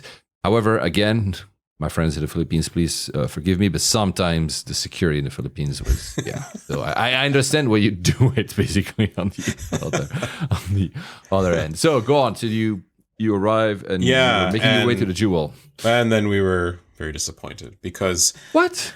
twice a year, or maybe once a year, or 3 times a year, they shut off the Jewel for 4 days for cleaning and maintenance.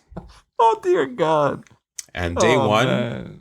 was the day we landed. Oh, no. I was gutted. We arrived. I'm like, where's the what's going on? And you see a bunch of like workers like doing something like, no. And quickly looked online and it's like, annual maintenance. I'm like, you've got to be kidding me. The whole reason we did a stop here was so. I'm so sorry, man. That sucks. Yeah, Because I've experienced not exact. So the first the Jewel opened, if I remember, was in spring 2019. Because I remember I went not right after, but very close to. I really wanted to see it, and I had to go to Singapore anyway. Yeah, and I made an effort, like you just did, to go just to see the Jewel. Because the rest of the Jewel is a mall, basically. It's a shopping mall, right? It's just very nice. rings and rings of malls and food. Exactly. Rings of food and entertainment. It's really nice. Malls are not my type of place in general, but I wanted to see it. And it's really impressive. The train runs in Singapore. The train actually runs. It's not dusty like in Malaysia. But, or maybe it's not dusty because it goes under the Jewel. No, I'm the waterfall. No, I'm kidding, obviously. However, a month later, I think I was again in Singapore, and it was during nighttime. Actually, I was just transferring, and I was sleeping at a hotel. That's these almost sleeping pod-ish thing. It's cheap, but it's very nice. I enjoy that these chain of hotel, and it was super late. And I arrived. I go to hotel directly, and then I say, well, you know what? I'm not really sleepy yet. I'm just gonna go walk around these. Just you said these circles around the waterfall. The waterfall was plugged. In the night, there was no waterfall. I was like, why do I not hear water? And then there was no water. So they actually plug it at night. And it's an actual, I don't know if it's a plug. Yeah. There's a massive plug like in your bathtub, like, bloop, and it's it's all done. It's all done. But so they probably, unless I'm mistaken, they probably have also off hours during the night anyway. But it's really, I'm really sad for you that you haven't seen it in its full glory. Well, me and my wife have seen it. Oh, okay. Oh, I see. Yeah. This is more just for our son and everything, and also again to see it again. Because we had gone in July of 2019, so similar to you. So exactly. We probably I was maybe we were probably I was, there at the same time. Yeah, same time ish. I don't remember exactly, but the same time ish. Yeah. Yeah, but we went to enjoy like it's called like this forest walk canopy thing on the top. Yeah. Unfortunately, our child was not tall enough to enjoy. No. They have minimum heights and stuff, so it's okay. We did a few other things. But the one thing that then was quite nice, the level of bathroom, toilet infrastructure was fantastic. For a toddler, they have these children's bathroom. Everything's at child height. And it is just wonderful. I'm like, because usually, as for any parents that are listening, you have to like hold the child and like do all this monkey business in a regular bathroom. No, these guys have thought about it. So it was really nice. And this comes back to play in an adult sense in a second. So, we enjoyed, like you said, in the Did you stay most of your time at Jewel, or did you also went into whichever terminal you were at, were you also like browsing around? We browsed a little bit. We stayed most of the time in Jill. We had a couple of family members come out and just do a quick hello. Oh, nice. And then we went out of, I'm going to be quietly pulling up Flighty as we're talking fine. here. I want to say 3. Is that what EVA flies Maybe. out of? So same I flew thing. Eva from, was it Eva you said you? Yeah. Maybe they changed. It was, well, it wasn't the main Singapore Airlines hub terminal. It's the other one. Yeah, the other All one. the rest. Yeah. Yeah.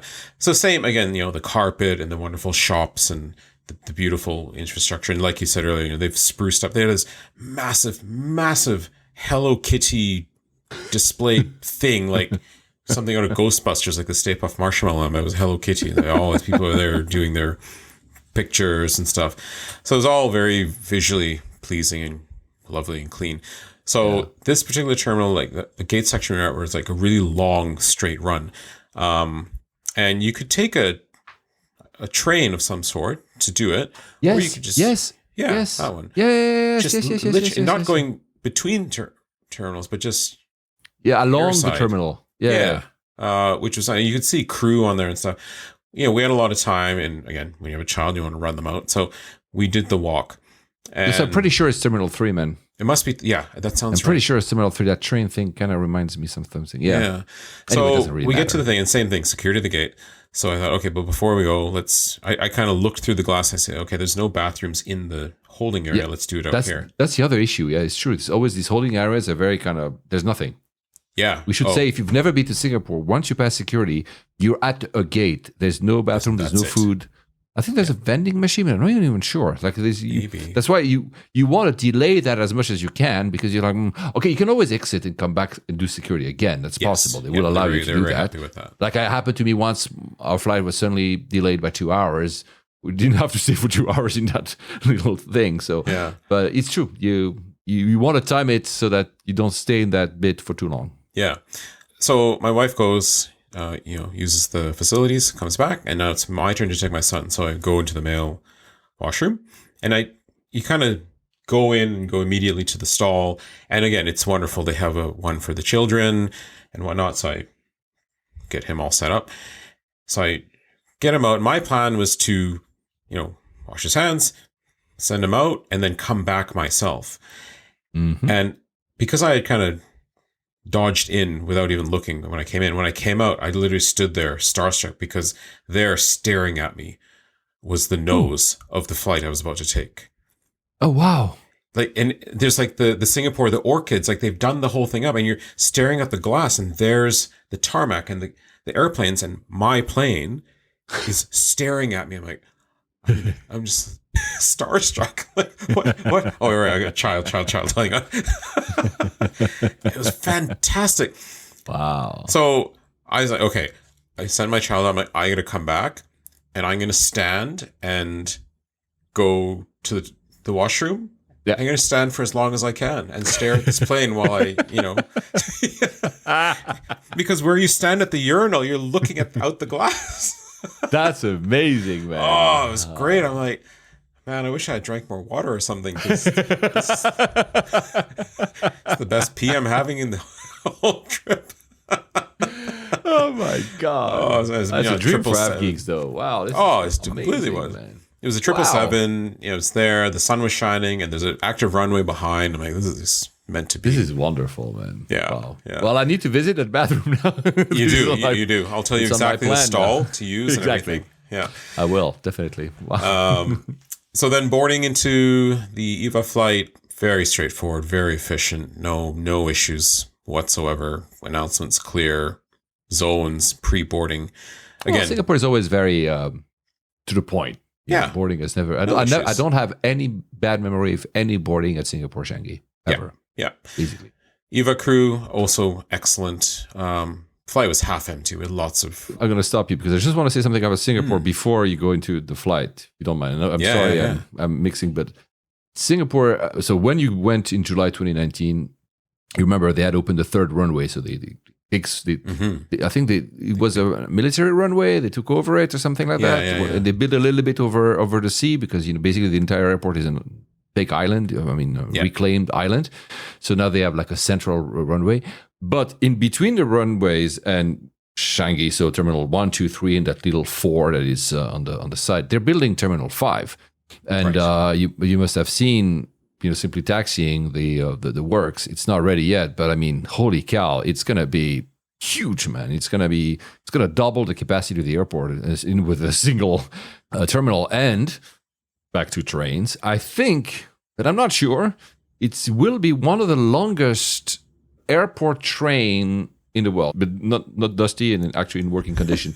There will be a train, because it just finished, I think, digging that tunnel. There will be a tunnel from Terminal 5 to go to Terminal 1, 2, 3, and it will be a full underground tunnel that will shuffle all the passengers. And imagine the size of Terminal 5, so it will be a lot of these shuffling back and forth. And it just finished, I think it's 2.5 kilometers long or something. It's for an airport. We're not talking here like digging under a mountain. I think it's one of the longest, at least in Asia, in terms of infrastructure for an airport, for a tunnel that is being used by passengers. I'm not talking here about, tunnels that are hidden from the public, like cargo stuff. So, or some of these luggage delivery things that also are fully hidden behind site. That was also something that, by the way, I remember when KUL opened, they had this brand new, obviously, because of Björn Airport, like a super high-end luggage delivery system with, high-end in 1998. And similarly to T5, when it opened, everything broke down. And I think to the point, they ripped it out. They completely, after like 5-6 years, said, you know what? This never worked. We do a new one. That works, actually. So back to Changi. So it's going I don't know when this is going to open T5, but I think it's going to be like 50 or 60 million passengers. So it's really, it's crazy. And it looks, if you guys simply Google or Chat GPT nowadays, the images, the renderings, it looks really, really another amazing terminal at Changi. This airport is hard to beat in the world, man. It is. Really, really hard to beat. Sorry I interrupted. No. You it's good that you actually, one point that I also forgot about when you mentioned runway, and you probably remember this, when you kind of leave Changi by road and come back into Changi by road, there's one stretch where it's dead straight for a really long time. Yeah. And my brother is also in travel. He's like, do you notice anything about this road? I'm like, no, it's a road. He's like, look at all the planting stuff in the middle. Yeah. I know what you're going to say because I don't. Yeah, it's completely removable as an emergency runway. Yeah. Should there be a crisis? And I think, I might be wrong, I think it can also be used for the military. That's what he was mentioning. He's like, the military needs this because, World War III is upon us and we have to activate something. Yeah. This can be turned into a runway. Yeah. It's impressive. In Switzerland, there's a so it's a bit, it's not apocryphal because it's real, but people believe that all the mountains in Switzerland are like Swiss cheese with holes everywhere and that the military is hidden in there. It's not fully the case, but it's true because I've seen it. Yeah. There are bases in mountains that completely hidden from sight. And there's one famous for Swiss people, a bit of a runway like that, where the entire runway is straight, and actually the whole bit in the middle just disappears, and it's a runway. And they do, it's not the fact that it's a runway is not hidden. The actual air bases sometimes are hidden, but because they do an exercise a test every, I want to say every 10 years, but I could be wrong. Yeah. And you can see actually, fighter jets on the actual highway that you use usually. You're like, what is the fighter jets going on back and forth? So, yes, nice. Yeah, very cool. You cannot be on the runway, but if you're on each side, it's not forbidden to take a look. So it's nice. Yeah. That's good. Yeah, I love about that about Singapore. They have such a limited space that they have to make do as well with the infrastructure, like to make because they have a mighty military. For the size of the country. They actually do, yeah. They actually Impressive stuff. Yeah. Anyway, go on.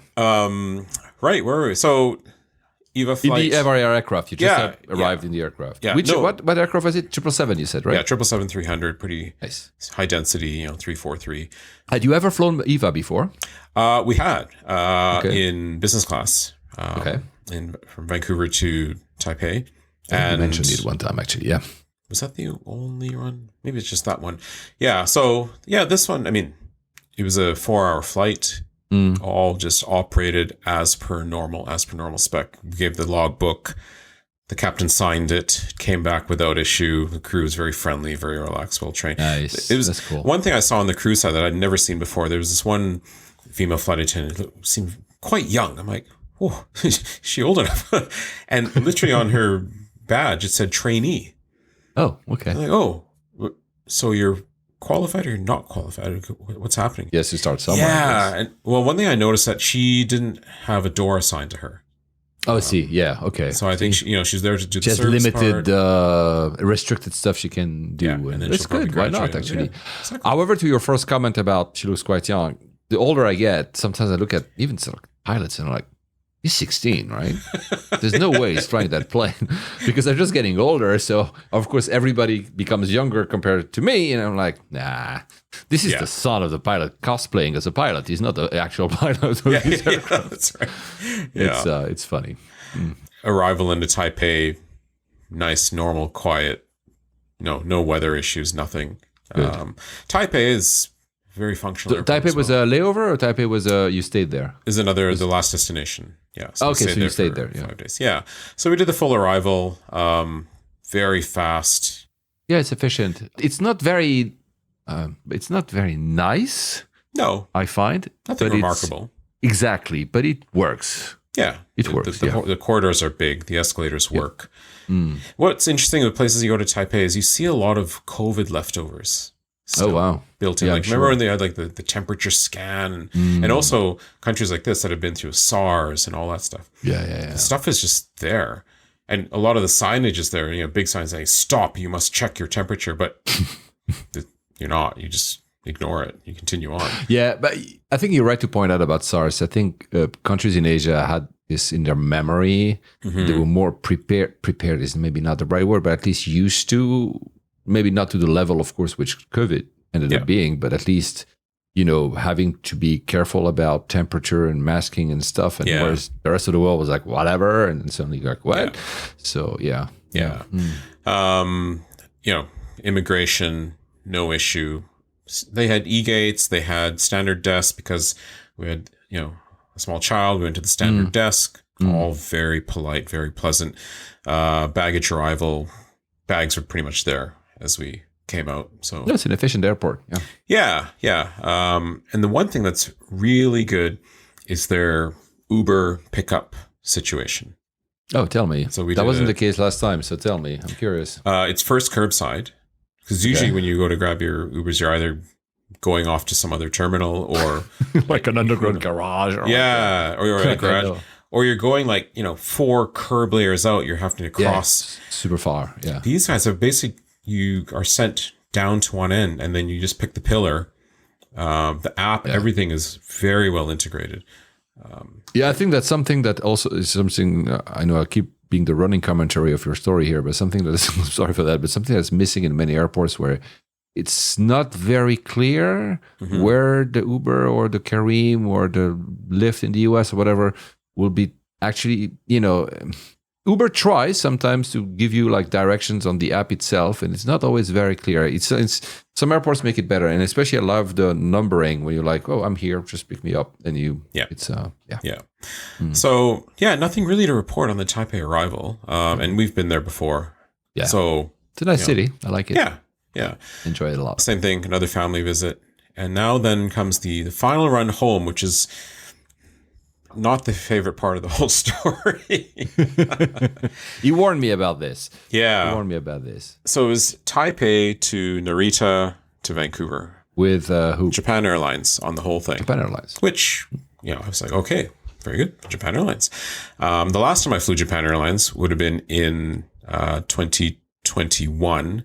And for the Olympics. That's right. Yeah. And it was amazing and wonderful and... For those who don't know, refer to episode. I can't remember the episode about the Olympics. It's in the title of the episode because it's Vino telling us about flying the pandemic Olympics. Yeah. Sounds like, I think 139 maybe. Maybe, you're right. Something like that. You have better memory than I do.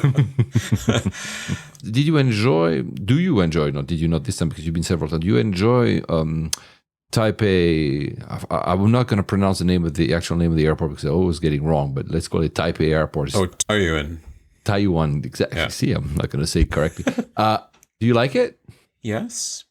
It's fine. Again. Yes, yeah, exactly. I have a mixed feeling about it. It's like, it works, and there are some parts that are a bit messy, and I really enjoy some of the gates decoration. I remember they had gates with Hello Kitty and stuff like this. Like yeah. Some of the stuff was really cute, but some parts were more kind of rough. rough Yes. enough, for an evolved airport. I don't know how you call it, but It definitely has no show face. Like when you drive up Yes. or train up to it, you're like, oh, okay, Yes. just another concrete. very mess.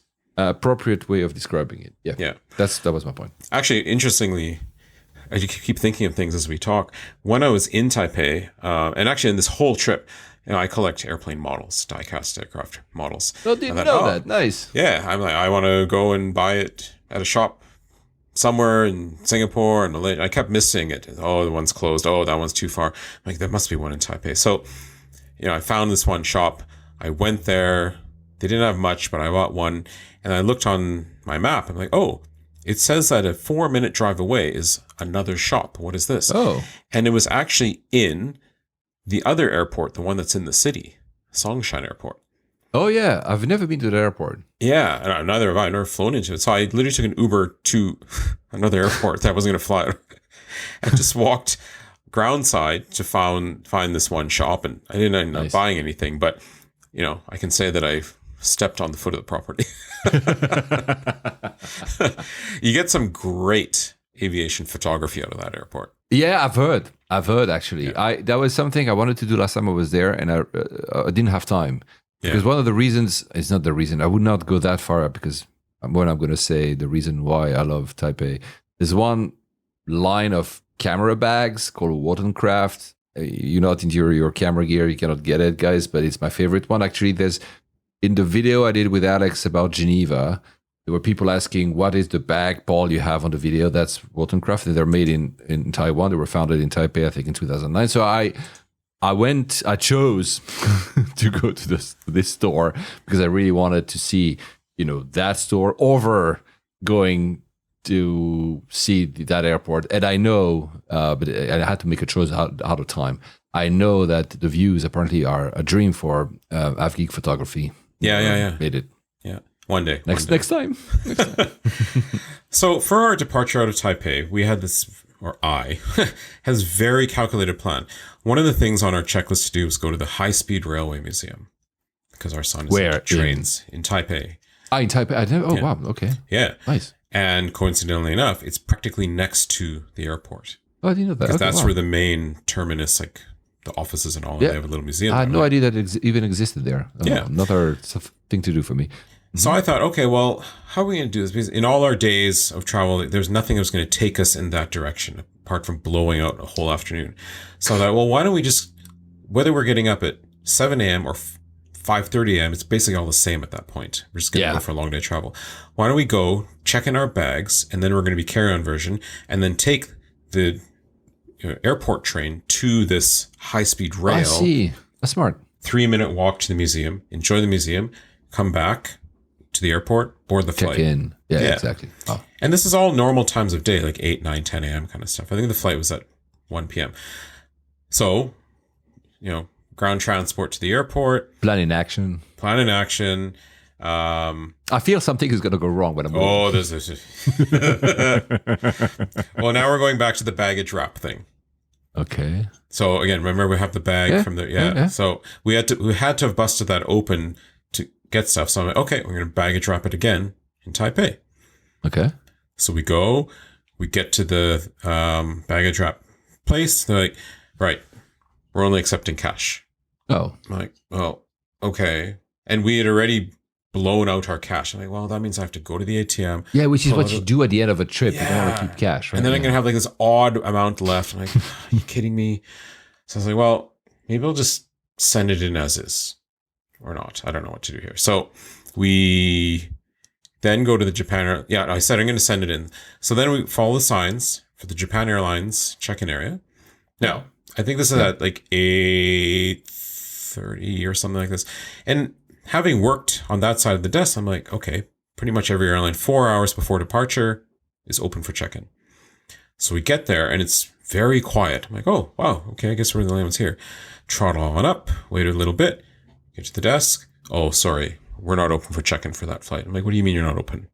The flight's leaving in like 3.5, 4 hours. No. Is it 3? No, it was going to end up 2.5 is what they ended up telling us. Oh, wow. Because I've sadly experienced that more often than not, it's 3 hours. Okay. Yeah. So then you're left with your luggage then. Well, I was a bit annoyed. I was like, well, what do you mean? And I quickly looked online while I was standing there, and it actually said 4 hours on there. Oh. So I'm trying to pull your website says, and it's all going nowhere. It's just going absolutely nowhere. The agent's trying to be like polite in their very, in their Asian mannerisms, but at the same time holding the line of the rule that they've been told. Yeah. I'm like, I'm not going to call a supervisor. I don't have the energy for this. So I thought, okay, forget it. We have to store the bags, I guess. So the place with the baggage wrap thing was also a baggage storage place. So, well, let's go back to the guy that now I have reason to spend money here.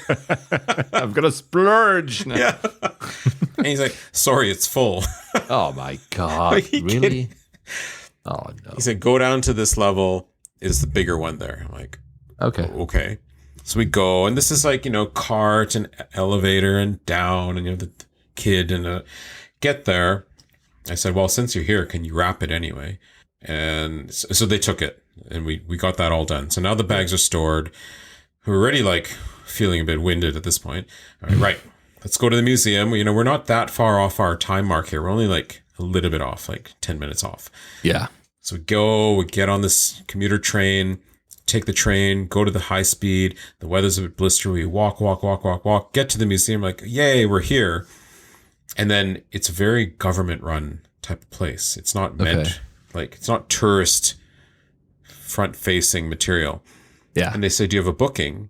I'm like, what are you talking about? Now, this is 100% our fault. We did not research it. Yeah. I guess you need to have pre-booked your visit. Oh, no. Like, no. Can we make a booking now? Like, no, it's sold out. Like, what a high-speed rail museum is sold out? What are you talking about? There's a lot of geeks out there, man. A lot of nerds. I would, yeah. I mean, so I tried to pull the whole, we've come from Canada, the boy. Like, no, nothing. Not having any interest. Well, no, there's no place. Oh, man. Yeah, but they say no place, but the place there was not a soul around. We were the only ones there. So who knows? Yeah, but the system said no. The system says no. And it wasn't going to... I said, well, can I buy one for later and use it? Nothing. So we left. We left with our heads hanging. We're like, that was an amateur move. Whatever. So that's disappointing. Yeah. So we go all the way back. Back. At this point, we're able to now go and check in. So we go get the bags, get them on the cart, up and in. And now the check-in is... hustling and bustling. The whole flight's standing there. So luckily, I checked in online, and the line for online check-in bag drop was much shorter than regular, which surprised me. I'm like, I thought Japan's very tech forward, but most of these passengers didn't bother to check in online. But I'm not going to agree on that. So Japan is there's a lot of inertia. Yeah. Probably. Yeah. It is not something negative. I think it just takes a long, yeah. So we check everything in. Now, one thing that I completely didn't notice, there was a sign that said, take all your power banks out of your bags and all. And a new thing that I had not seen before, you're right, I have a theme here with security. We had one of those like handheld fans, personal fans for when it's hot. Yeah. Apparently that's not allowed in carry-on. What? In Taipei. What? I only saw the sign after the bag had gone into the belt. I'm like, oh man. Oh man. I'm thinking, oh great, I'm gonna get hauled out at the aircraft, have to go and find the silly fan, or they're not gonna let the bag in. Fortunately, the screening happens right there at this particular section. Yeah. And you can't go until your bags have all been cleared. So it's very good. Okay. So immediately they pull the bag off, and she's like, oh, do you have a fan? I'm like, yes. Pull it out, please. Yeah, okay. I knew exactly where it was. Locks, zip, out, on, done. And it was good. Oh, wow. And then she caught something else. So, what? Oh my God. That baggage wrap place, right? Yeah. They wrap the bag, and then they put like that nylon thing that you see the thing, heat. So the agent had put the tag affixed to that. Yeah. Well, the security agent said, no, that's going to fall off. I'm like, what do you mean? But it's tight. She's like, trust me. I'm like, okay. So they had to re-tag it to the actual strap that was attached to this old bag, which we'll talk about this in a sec then. Oh my God. So it all goes through. We do our thing. We get through. We go through. security. And it's funny, some Asian airports have great accommodations for families and children and young ones, and some have none.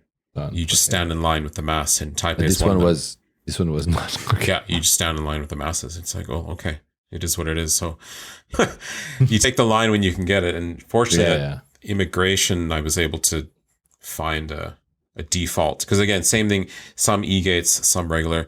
So Okay, I we see. deeked off. Yeah. And then we go, and it's like you said, it's a fine airport, but nothing worth hanging around for. Right. Exactly. And there's all the themes at the gate. So the themes at the gate have fun. I guess. Yeah. Ours was exercise themed. So there was all the exercise equipment around. It was like this whole carbon footprint thing, like pedal here and you'll make power for the terminal or something. That's the APU. Yeah. The auxiliary power unit for the airport. Oh, wow. So over there's all the glass. You can see all the planes and everything. And again, bathroom check. Okay. So this is interesting. So my wife goes first. And she's like, my goodness, you have to go turn right. Don't turn left, turn right and go to use the bathroom. I'm like, why? Apparently, it was a palace. So I went. Now, there was no view of a plane, but it was just a palace. It was like walking to the Ritz of bathrooms. But it was inconsistent because no other bathroom was like this. I'm like, how are you supposed to know this? Know that this one is the palace one. Yeah. Well, don't spread the word out. Don't tell people where it is because otherwise it will be a queue next time. Yeah, I know, exactly. Yeah. So it's a little secret. I still prefer the one with the view over an aircraft though. Yeah. Right? Yeah. So we go to the gate. We're there. It's, great viewing. And we're going to be boarding a 787-8, the original version. And then I noticed something on Flighty. I was like, our aircraft from Narita to Vancouver is also on a 87-8. And it's the same gate. Oh, is it the same aircraft? It was ending up going to be the same aircraft was going to take us all the way home, which rarely happens, right? Yeah. That's nice. So, the gates in Taipei are big and massive and bright. And this is now then we end up, as my beefs about a bit of the Japan Airlines stuff comes in. So, they always do pre-board, which is typically families traveling with small children. The age of small children is a bit variable, but you're not going to take a teenager there. You're just going to take toddlers. And as you know from having lived in Japan, the Japanese love their little hard signs, like signboards.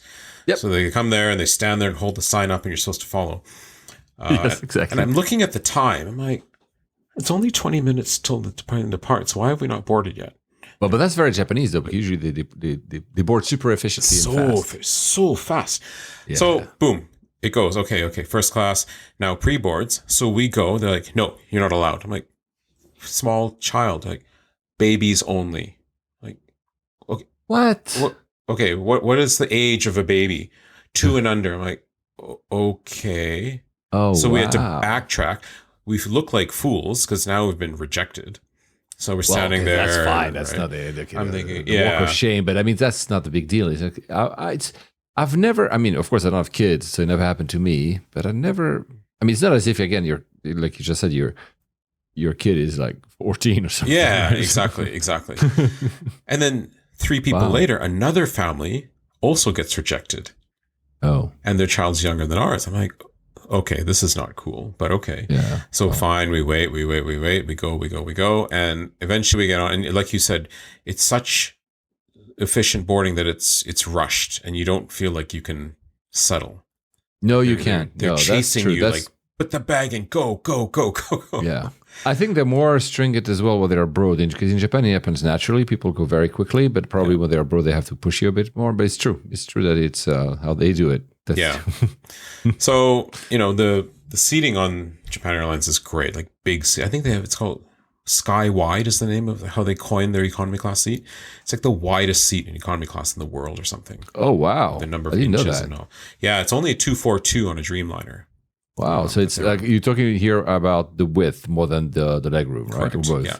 Well, in the end, both. Like the legroom was incredible. Wow. Yeah. I need to check that. Yeah. Wow. So board and bang, up and away, short taxi to the runway, and off we go.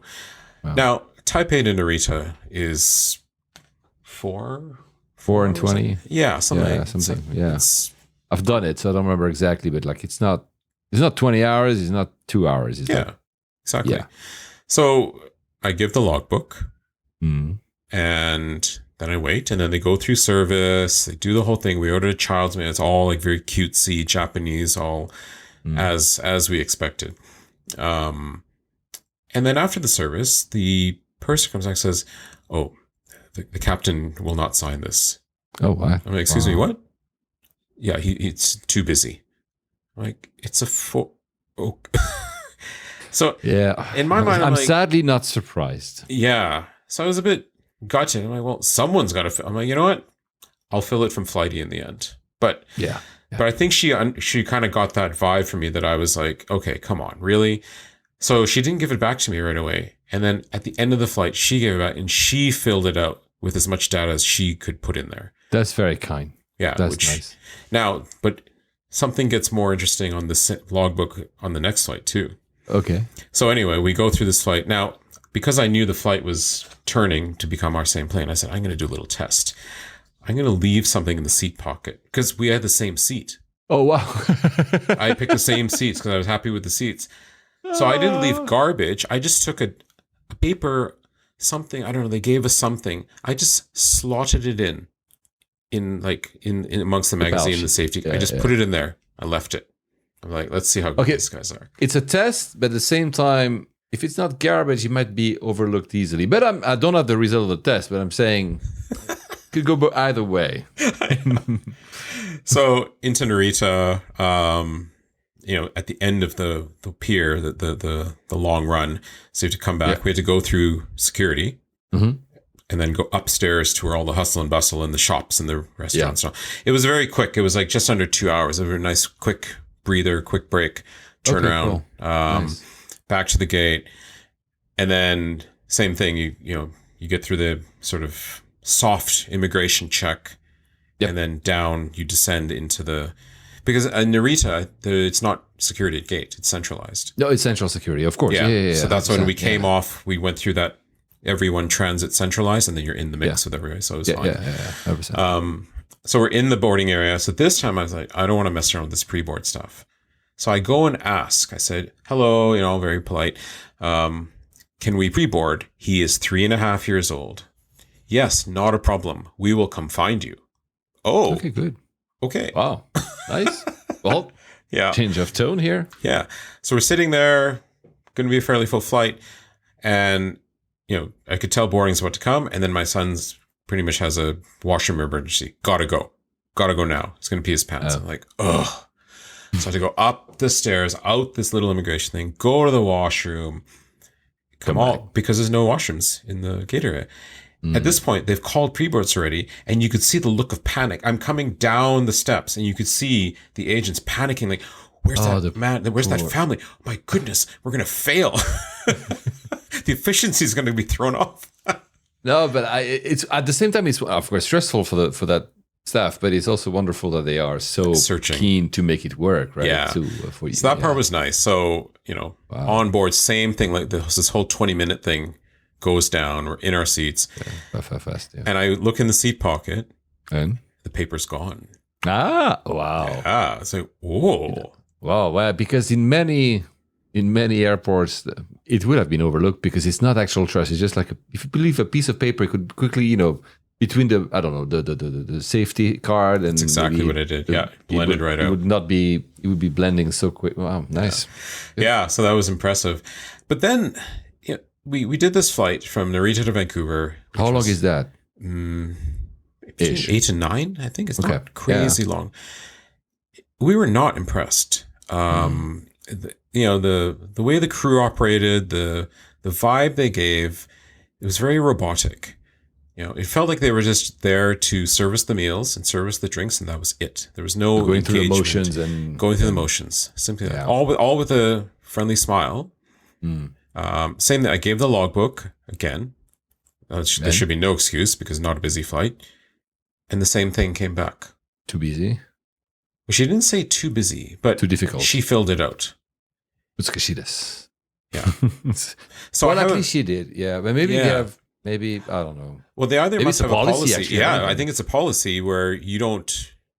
If any of you as a parent has flown JAL, and is doing the same thing, then let us know. Yeah, maybe it's I a wanna policy. Maybe that's what. Yeah, Like we were thinking, maybe they're just forbidden from bothering. It's possible. The hierarchy is very much a thing Yes, in Japan, right? maybe. You don't dare call the pilots for something like this.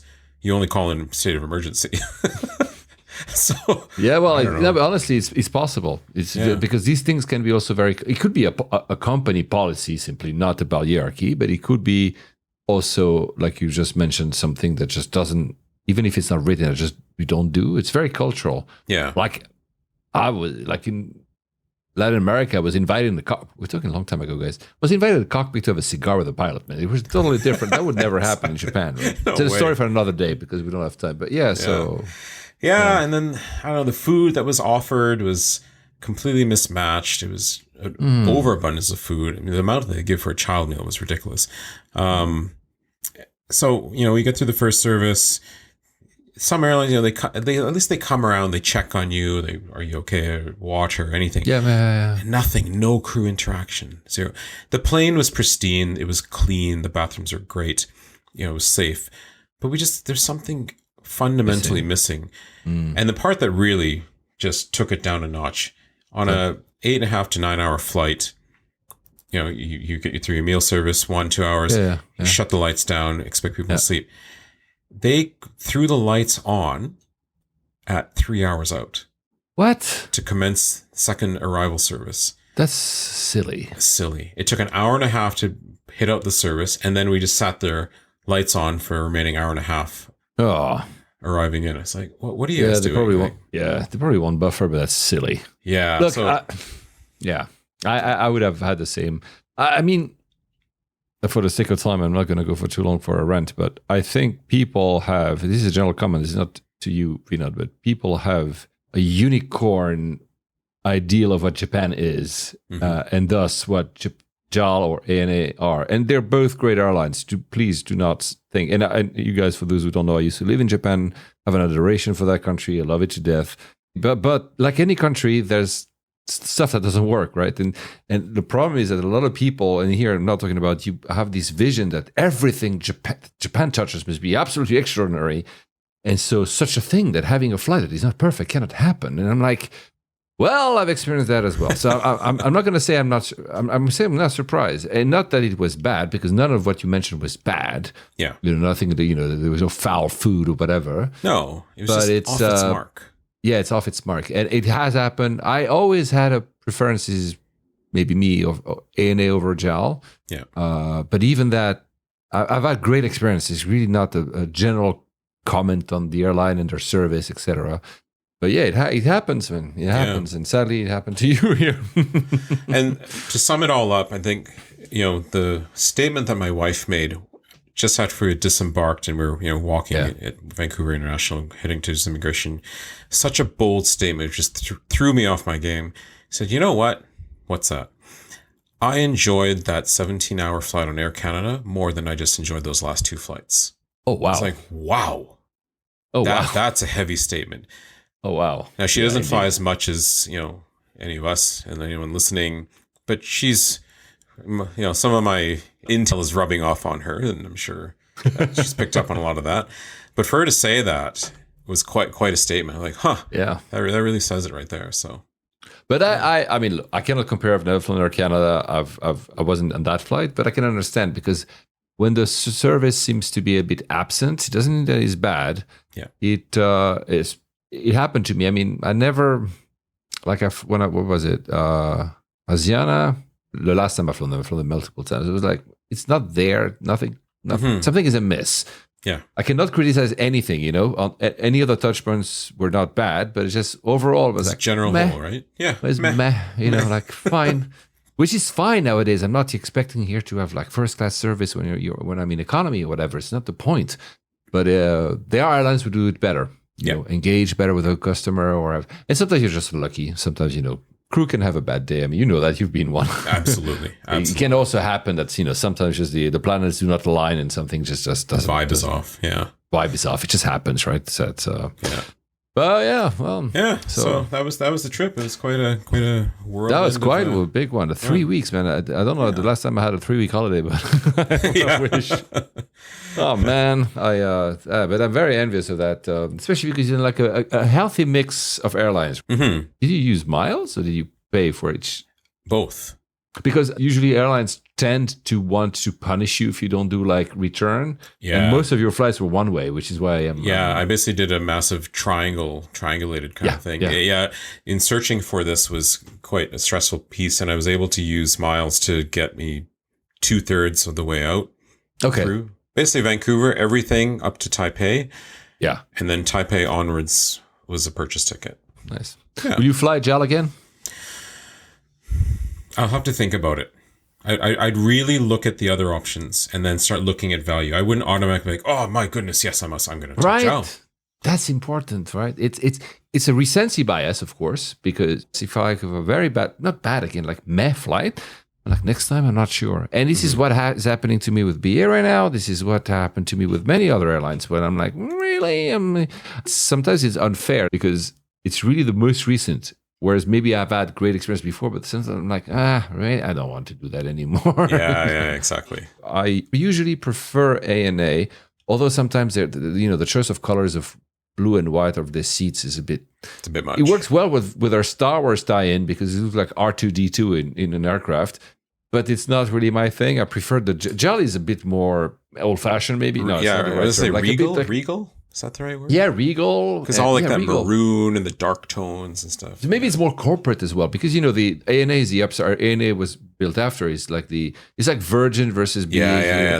That's the perfect way to put it. They have to find a way to mark themselves from JAL. But I don't know what I'm going to take for when I fly to Japan next. Maybe not JAL that you talked to me. Maybe you should go Finnair, like what Alex was saying. Finnair would, and JAL actually. I don't know if you've seen their unveil. So the Osaka is having the World Expo, the Universal Expo, whatever, the World Expo in May, I think, is it? Like it's soon. Yeah. And JAL has revealed a 737. I'm not sure if it's a Max. With Gundam, the famous robot. Oh. On it, like it's a livery made with a robot. Because I think Gundam is part of the Expo, Osaka Expo. It's maybe not the mascot, but it's one of the... So there's one 737 you can actually fly. And I think it will mostly be Tokyo to Osaka, right? It will be for that route, of course, for Osaka. So it's, what? It's probably not a Max because Gundam doesn't lose bolts. So it's probably just, I'm sorry. That's a very bad joke. Ouch. My Boeing friends hate me when I do these jokes. Guys, it's just a joke. Anyway, do you know where you're going to fly next and where to? Next flight's domestic. It's funny when I say domestic in Canada, that could be like crossing the country, which it is. Vancouver, Toronto, like 5 hours one way, 4 hours the other way. So yeah, I have a couple of business trips coming up on wide bodies and on Air Canada. Oh, wide bodies in Canada. Yeah. I'm just envious because wide bodies in Europe just almost never happen. So mostly Canada. For now, yeah, and I'm trying to find a way to get on the Lufthansa 747-400 that still flies into Vancouver. Oh, really? Oh, yeah, of course. So I'm scouting that out because we're still planning our summer movement. So if there's a way to do that, I will. You would actually. I think there's like a 3-year lifespan left on that route.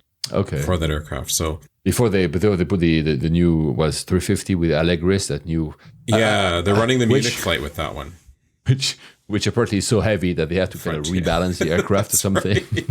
I don't even think it's actually certified in the US. I think they haven't really haven't certified it yet. They cannot fly, or maybe they have now. Yeah, I really want to do it, but I'd rather do a 747 as well. Yeah, 100% agree. Before I say my flights, the airbrush thing at Charles de Gaulle that you yes. So a friend of mine, Kat, told me that it happened to her once at Manchester Airport. They made her remove her hairbrush because they thought it was a knife. So I'm wondering, did Paris do that because some of the airbrushes, in the way they look, they said we'd rather not take the chance and just ask everybody if it looks at a knife. And maybe they were on the lookout for some people with a knife. I don't know. So maybe that could be a clue into the story. Yeah, Kat, thank you so much for. That's good to know. Me. For me, well, my next flight is BA. Oh, there you go. There you go. I'm going to Morocco with it. So Oh, good. Yeah, a bit of R&R. Oh, So I'm going to report back. How is BA? Let's see. And for the rest, well, I guess what we'll do, we'll catch up again in a few episodes with you. Okay. Yeah, awesome. And on that, I forgot that there's a music that I need to play for the end. Where is it? There you Gotta go. have that. Gotta happen. So now I can fly. You're flying in 10 days. I'm also flying in 10 days. So we're both flying 4 hours. Oh, see, I bet for you it's work or it's also like an R&R? Mine's work. Yours is much more exciting. You are envious of me because now it's not going to be... I'm flying into winter, winter, so... in front of the swimming pool and, having good food. And That's rough. Well, no, it's just also because we had not the longest. They say it's been one of the worst winters in terms of sunlight in the history, not only the UK, but France, so Paris, Amsterdam, Belgium, so Brussels, in forever. So we had no sun. So I'm just want anything with a big ball of heat that is above the sky that we don't see from London. So Morocco is for me. Love it. Happy flying, everyone. All right. Take care.